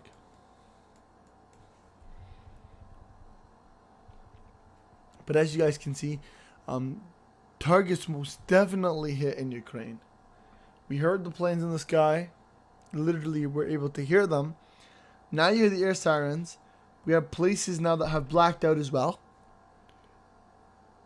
Definitely Ukraine has been hit. And let's go and try to talk to some of our sources on the ground to see what just happened.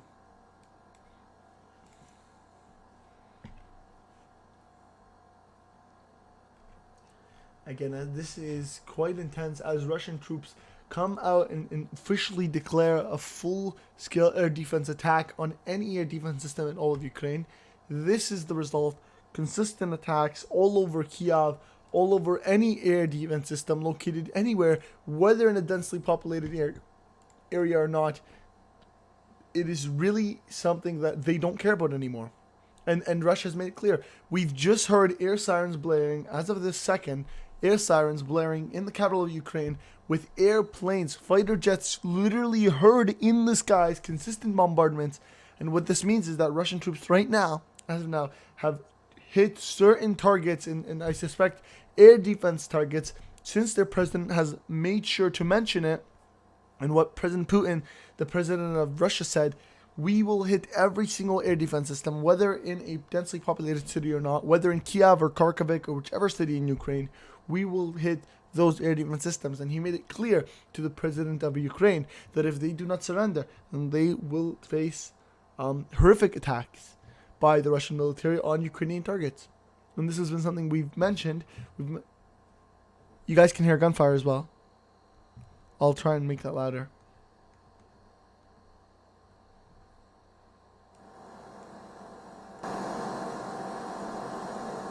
Just to make it louder so you guys can listen closely.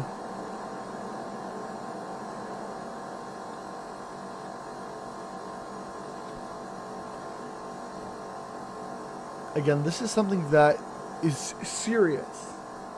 And once again proves that the Russian military is really willing to go ahead and do an all-out full-scale war with Ukraine. And really, again, the big catch here is that it proves that the Russian military now have a change in view, and are now willing to risk the entire state of Ukraine with any amount of casualties to reach their goals. That's exactly what it means.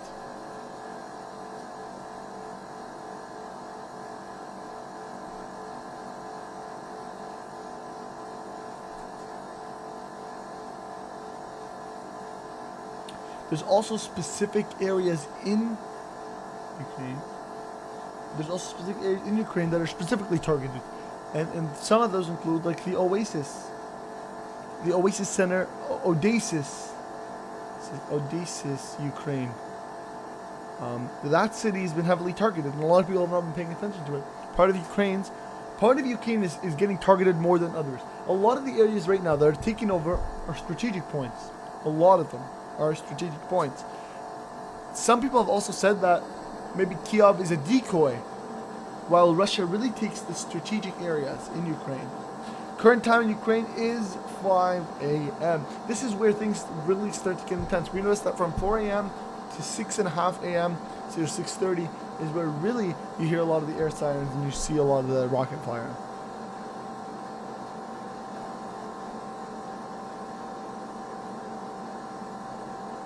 And so we will be closely monitoring that aspect of things, most definitely.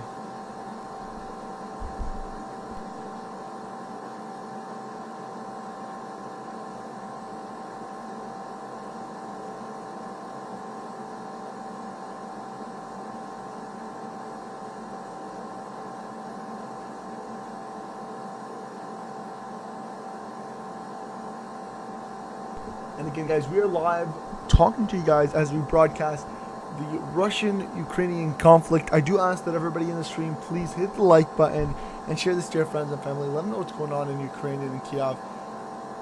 Odessa is crucial. Exactly. Odessa is extremely crucial. This is one of their main targets, Odessa. Or Odyssey, I don't even know how to pronounce it. I think it's Odessa. But that is one of their most crucial areas. They want that city, and they're targeting it. Okay, there we go, guys. We have just gotten some breaking news sources by President Zelensky himself, saying that Russia is preparing to bomb Odessa, and now, just earlier, we heard air sirens in Kiev, but there has been some bombardments in Odessa, basically.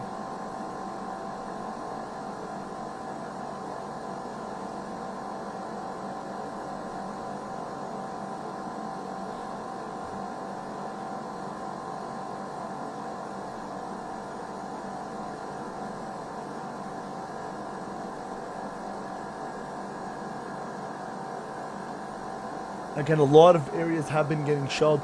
Odessa, Metropole, the port that is currently taking insane bombardments, and and I quote the mayor of Mariupol, which is a strategic point. He says they're literally destroying us. That's how heavy the targets are. That's how much they've been hit.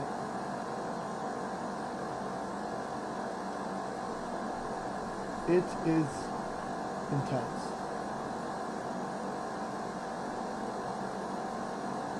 And Odessa, another major point. Again, basically what we've noticed is a lot of these ports are literally getting taken over by Russia. They're bombarding the hell out of them. They know that these are crucial. If really Ukraine loses these ports that are essential to Ukraine for the means of even weapon transportation, that's it. They've lost complete control of any new weaponry coming into Ukraine, completely disrupted, and now monitored by Ukrainian forces. And this is why Russia, in this case, knows that, and they're trying to control it. Because the second they control the ports, any new weaponry that is supposedly coming from a country, from a European country by water to Ukraine, is now going to be captured by Russian forces. And guess what? Russian forces now get all this new free weaponry that was supposed to go to Ukraine. And so that is the big worry, where Russian troops capture every single land and water border, where now nothing can go into Ukraine, nothing that was even promised. A lot of these wars, fighter jets that were promised have still not been sent out yet.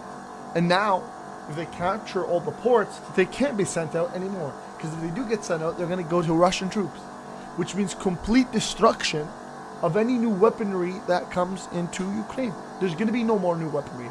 And all the old weaponry are either they're going to run out of ammunition, or they've been hit by Russian attacks.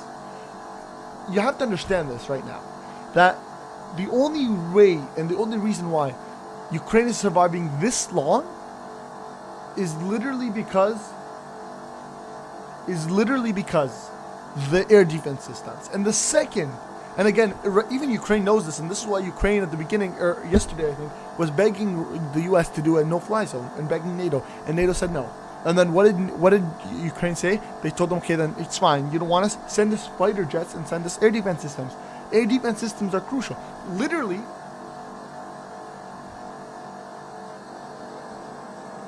the only thing that's keeping Ukraine is the air defense systems, and they need the air defense systems, and that's what Russia's trying to do. Russia knows that, and so what they want to do is they want to completely destroy the air defense systems. They want to completely destroy the air defense systems, and they want to block off any land borders, and that way nothing will be able to come through, into Ukraine, and all the things that are in Ukraine, all the systems that are in Ukraine. Nicholas says, how wrong could you be? They already have boats in the Black Sea, so weapons are not going through there. No. What I'm saying is that they have the Black Sea, yes, but these ports are still essential. A lot of shipments are still coming through the Black Sea. Actually, if you read about it, the Black Sea has almost little policing by Russian forces. Very little policing by Russian forces for the Black Sea. Especially after Turkey kind of closed the border, right? Turkey closed the border and said no Russian warships are allowed to come. Literally, they said no Russian warships are allowed to come. So Russia doesn't want to go through there, and what's their only other option? Is to get the land borders, and that's exactly what they're doing. They're getting land borders. I think I can maybe pull up a map for you guys. Show you guys what I'm talking about, because it's like blatantly clear. It is actually so clear, it hasn't even gotten clear. Let's see if I can pull up a map.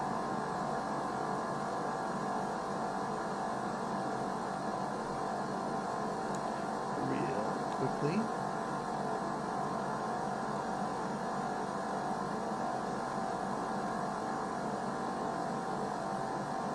I'm going to pull up this map for you guys just to show you guys what I mean.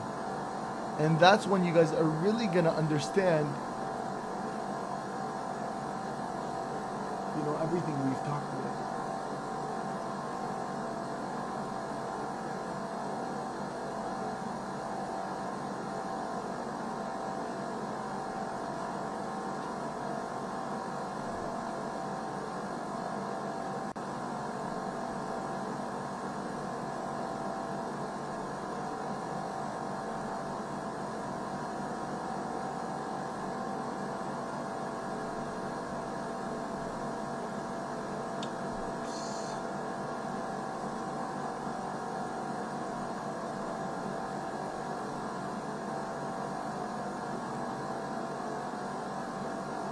Okay, here is, and this is what you're going to see right now. Nicholas says, sorry, Western Ukraine.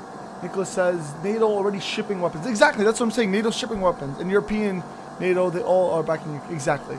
That's true, I agree. And that's what I'm saying. What I'm saying is that Russia knows that this is happening, and so what they're trying to do is they're trying to capture those areas, those borders, and those seaports so that they can't do that anymore. Here is the current map of Ukraine and what has been captured by Russian troops. All of the red is Russian controlled. All of the red dotted lines, Russian forces have attacked against but do not yet control. Look at what has been captured. What has been captured is, and look at the right side, again look at the dark red, Port of Metropole right now. The whole border, literally almost the entire border, they are trying to control. Do they control anything in the center? Very little. What they're doing is they're lining the border of Ukraine. I don't know if you guys can, maybe I can show you it.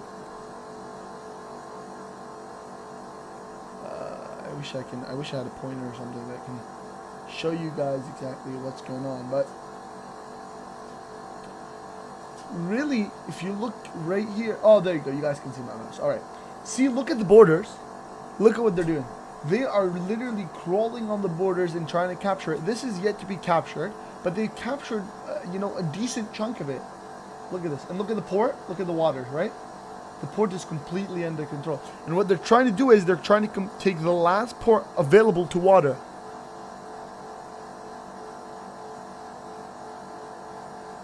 So they are bringing them from the west and not water. So basically, Russia's bringing them, or Ukraine is bringing, like, there's a lot of weapons coming from everywhere, in short. And from the west, from the west and from sea, and basically from every point.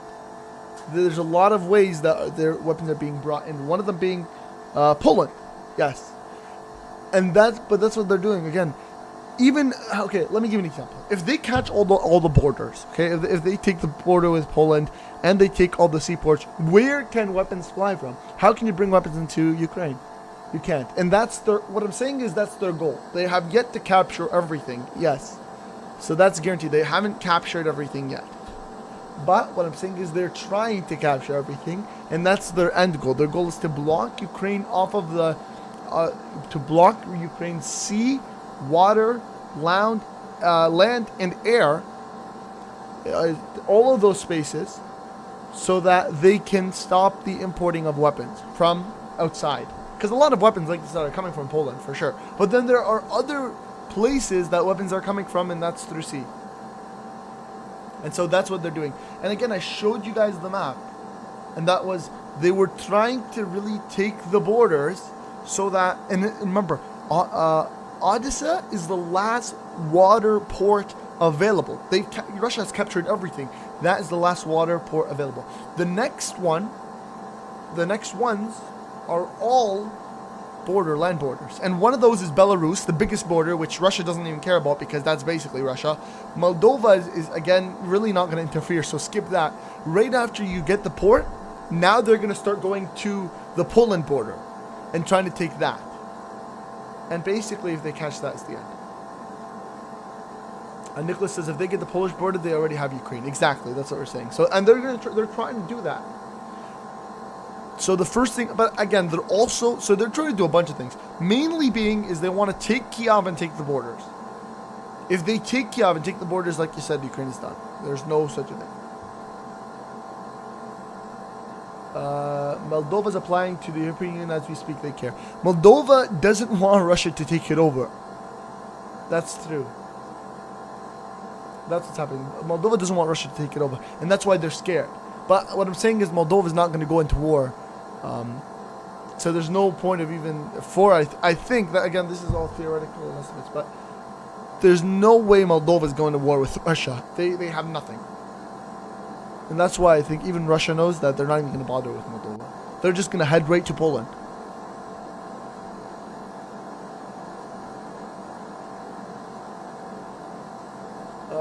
Lee says, Belarus, no good. Poland. Ron says, U.S. give Poland the green light to give Ukraine LIG jets as Russia warns it is at war with any country hosting Kiev aircraft and points finger at Romania. Green Wave says, I have no doubt that some weapons were shipped by water. However, getting to Ukraine by water is not the easiest path for most European countries. Most of them can send fastest by rail. Yeah, I agree. 100% I agree with you. You know, the water port is not the most essential. It is not one of the most ways of supplying weapons. Again, if you have a border, you might as well just go through the border. It's a lot quicker to just send through that. I agree. But what I'm saying is that, again, a lot of, like, the port is essential not just for weaponry, but it's essential for Russia as well. It's essential in the fact of tactically. Really, if we look at this, and I want to kind of zoom into that, Russia's trying to close off any possible... No. Nicholas says you were acting like Odessa was the end of all. Odessa is the end of all for water. That's the last port for water. They have no other ways. The next step really is that, again, if they capture, think about it like this. If Odessa gets captured, and then Russia goes and takes the border with Poland, the battle's done. That's all I'm saying. And what I'm saying is that Russia's plan is to take the borders. Now, if they take this water border, they have no other spot other than through land ports, other than through land borders. And Russia knows this, And so Russia's going to go ahead and try to take over that land border. Plus, it's also an important aspect because if Russia were to go ahead and take those land borders and not take those ports, then a lot of shipments would be coming from ports. Anyways, Green Wave says their economy depends on things like grain exports for those ports. Green Wave says Sebastian in general that Ukraine is being choked out and they export much from their ports too. Ron says US amid warnings from Russia that other countries hosting Kiev military aircraft could end up being involved in an armed conflict. I don't think any country would want to go to war right now with Russia, and I don't think they're gonna, do anything that Russia feels is gonna push them into war, because they know that would be that would eventually, if Russia feels like a lot of these countries are involving, that would really push them to nuclear war, and nobody wants that.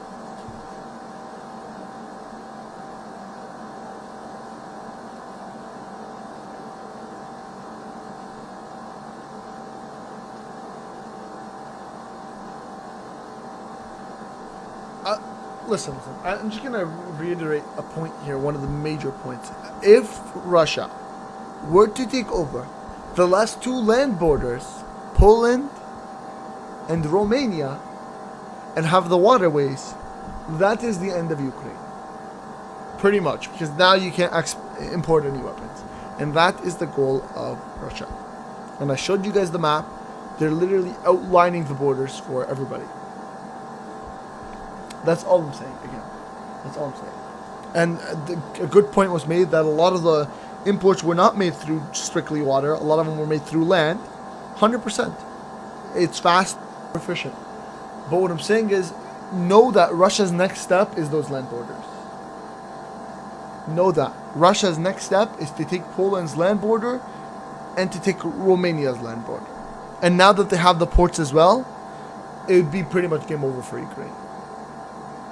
Of course, Lee says, Russia's not stupid. They will do Poland and Romania. 100%. But they want to make sure that if they take Poland and because Poland and Romania, I think are going to be somewhat difficult.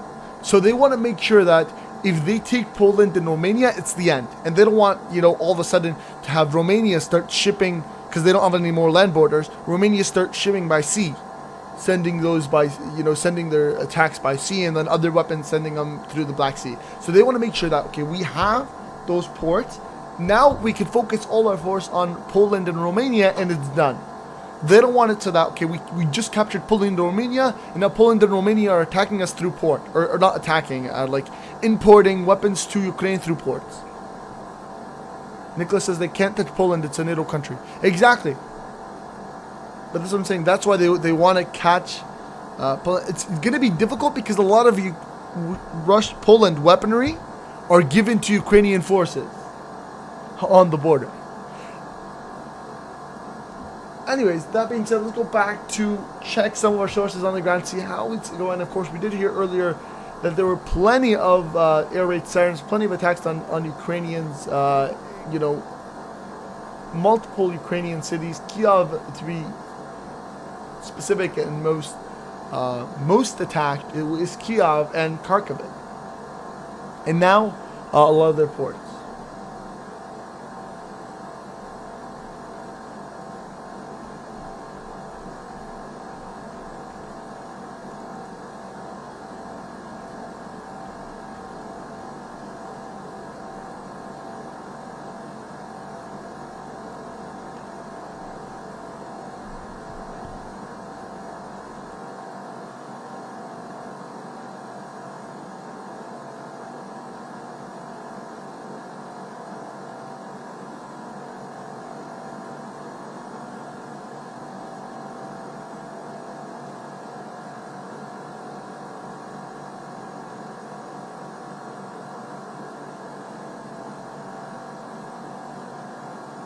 Anyways, as of now, if we were to really focus on right now what's the biggest target for Russia, it's definitely Kiev. So that's why we're focusing really on Kiev as of now. The fall of Kiev almost means the fall of the morale of the entire Ukrainian resistance.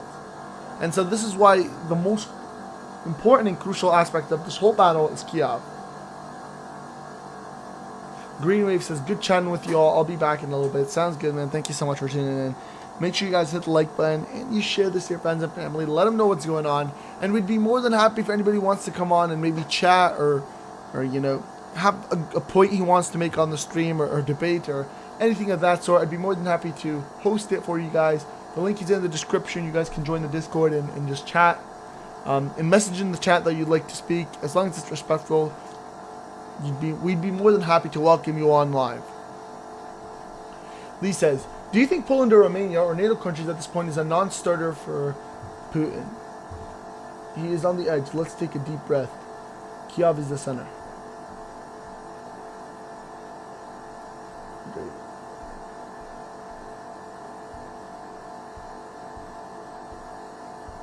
Yeah, see, no country right now is going to involve. This is almost a guarantee. No country is going to involve.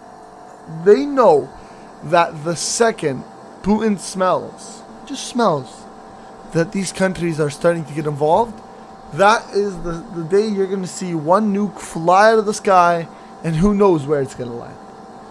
And that's the end of the world. They know that. Putin knows that. Everybody knows that. And that is why, from the beginning of the fight, the US and NATO made it clear that not a single Ukrainian or not a single NATO or US soldier will land on the ground. Not a single soldier will be on the ground. Not a single airplane will be in the sky. Not a single weaponry, not a single Ukrainian aircraft or any type of weaponry will use NATO space or NATO land to attack Ukraine or to attack Russia. They made that clear because they know Putin is really willing to put the whole world at risk if he feels like he's going to lose. And that's why they do not want to put him in a corner.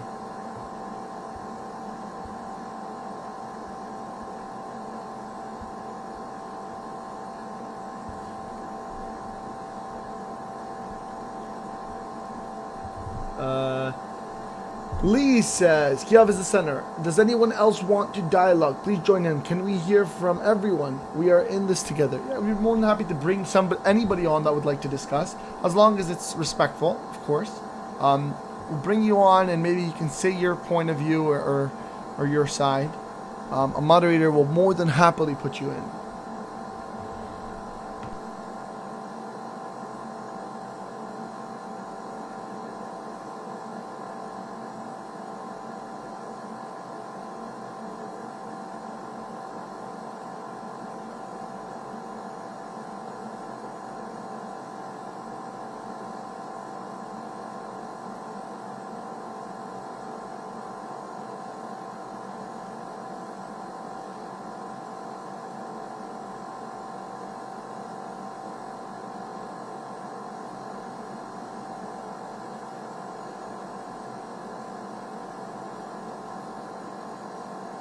Sean says, guys, you need to look at the bigger picture here. Ukraine won't be shipping any grain this year, which in 8 months, Africa will be starving, and that's going to bring more fighting. You know what's funny? It's not even just Africa. The Middle East is heavily relied on grain from Russia and Ukraine. Imagine that. Russia, the Middle East, Africa.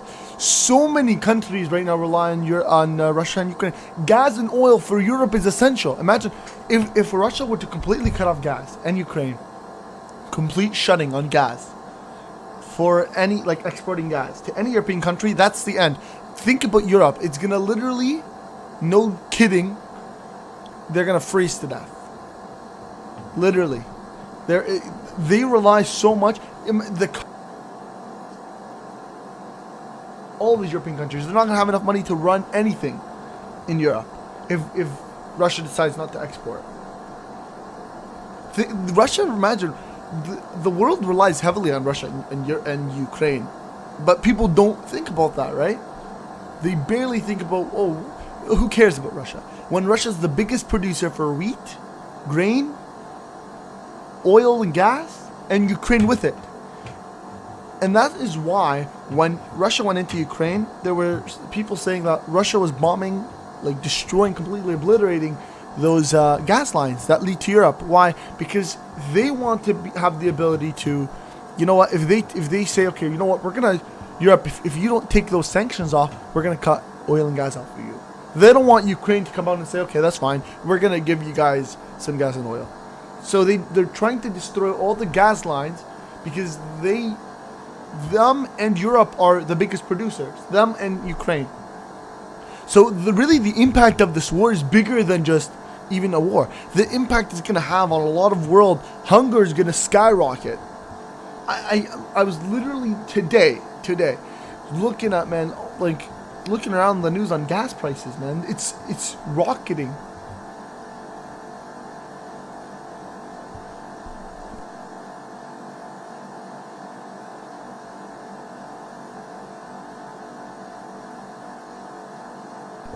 MMJW says Putin will force World War III. His way or the highway.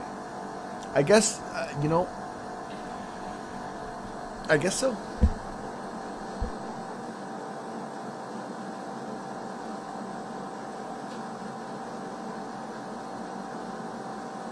But guys, please hit that like button and that share button. Share this to all your friends and family and let them know what's going on. Hit that like button so that we can get boosted on the YouTube algorithm. It definitely helps us out. MJW says, there is no way nations will let this happen. Nations don't want World War III. And that is really what's causing this war to have nobody involved in it. No country wants to start World War III. And it's been clear now, made clear by Putin, that if anybody involves or thinks of involving, World War III has just begun. And no country wants that. So everybody's put their hands up and said, sorry, Ukraine, we're not helping you out. Maybe just sending you some military supplies, but there's no way we're sending any troops or letting you use any of our stuff to go ahead and fight with Russia. Because World War III will not begin by us.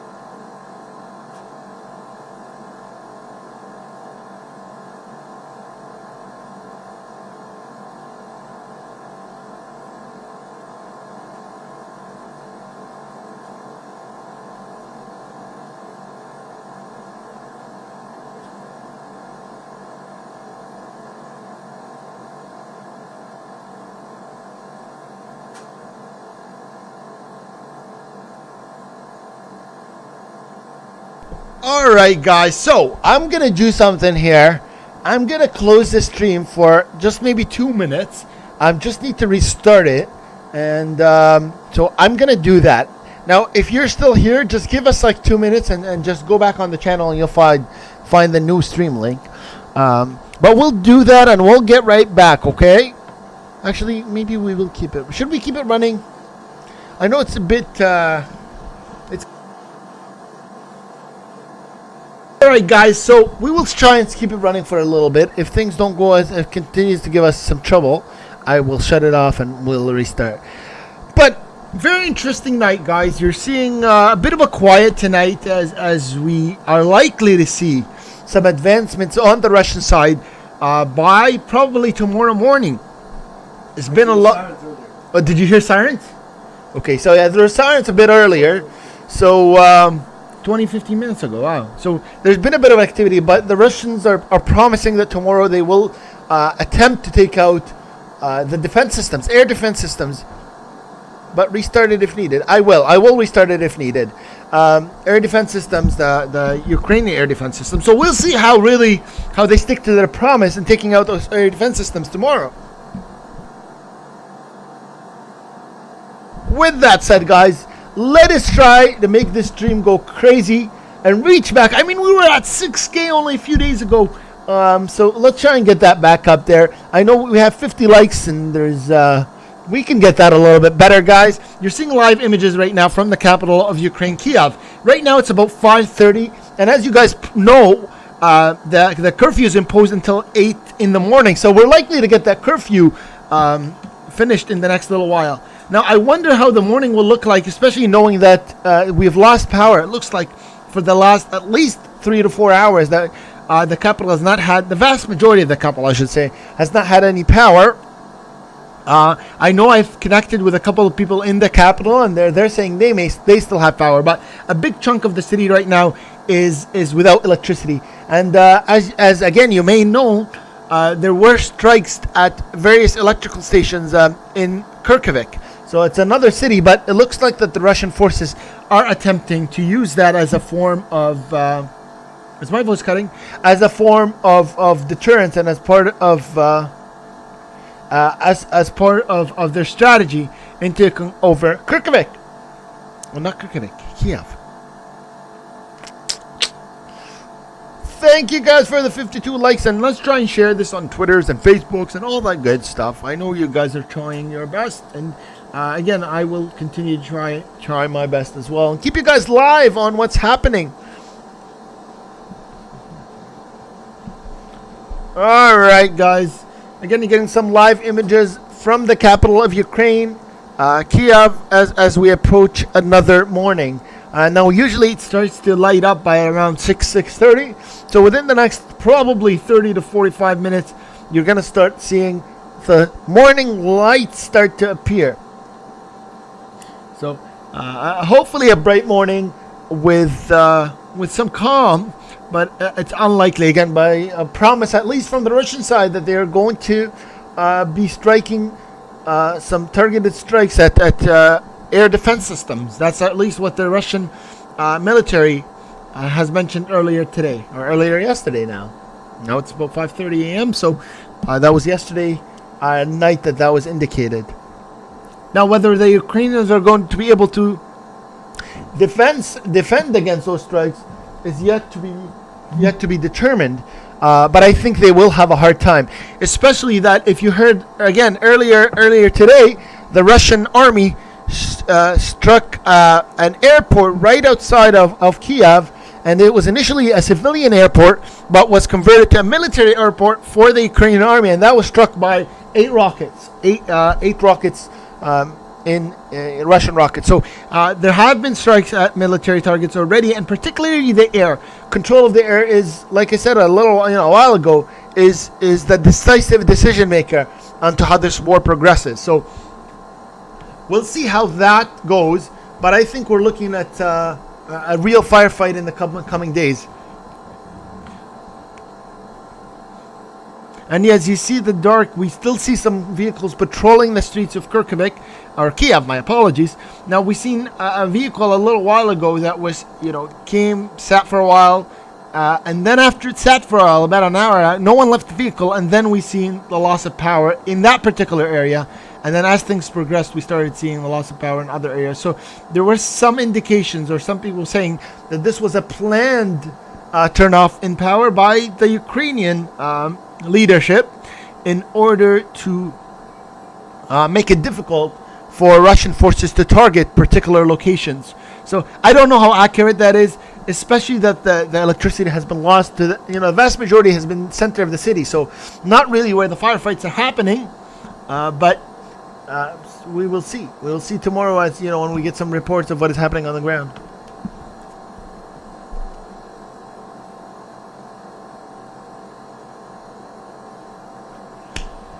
Alright, guys, it looks like I will be shutting the stream for a minute. Like I said, a minute to 2 minutes just to restart it. It's still giving me a bit of trouble. I will restart it, and then I will get right back. So get ready to join right back in 1 minute, and click that like button once you do. Alright, guys, I'm sorry I have to do that, but I will be restarting the stream. I'll get back to you in a minute, and we'll have a really nice discussion. So, we'll see you then.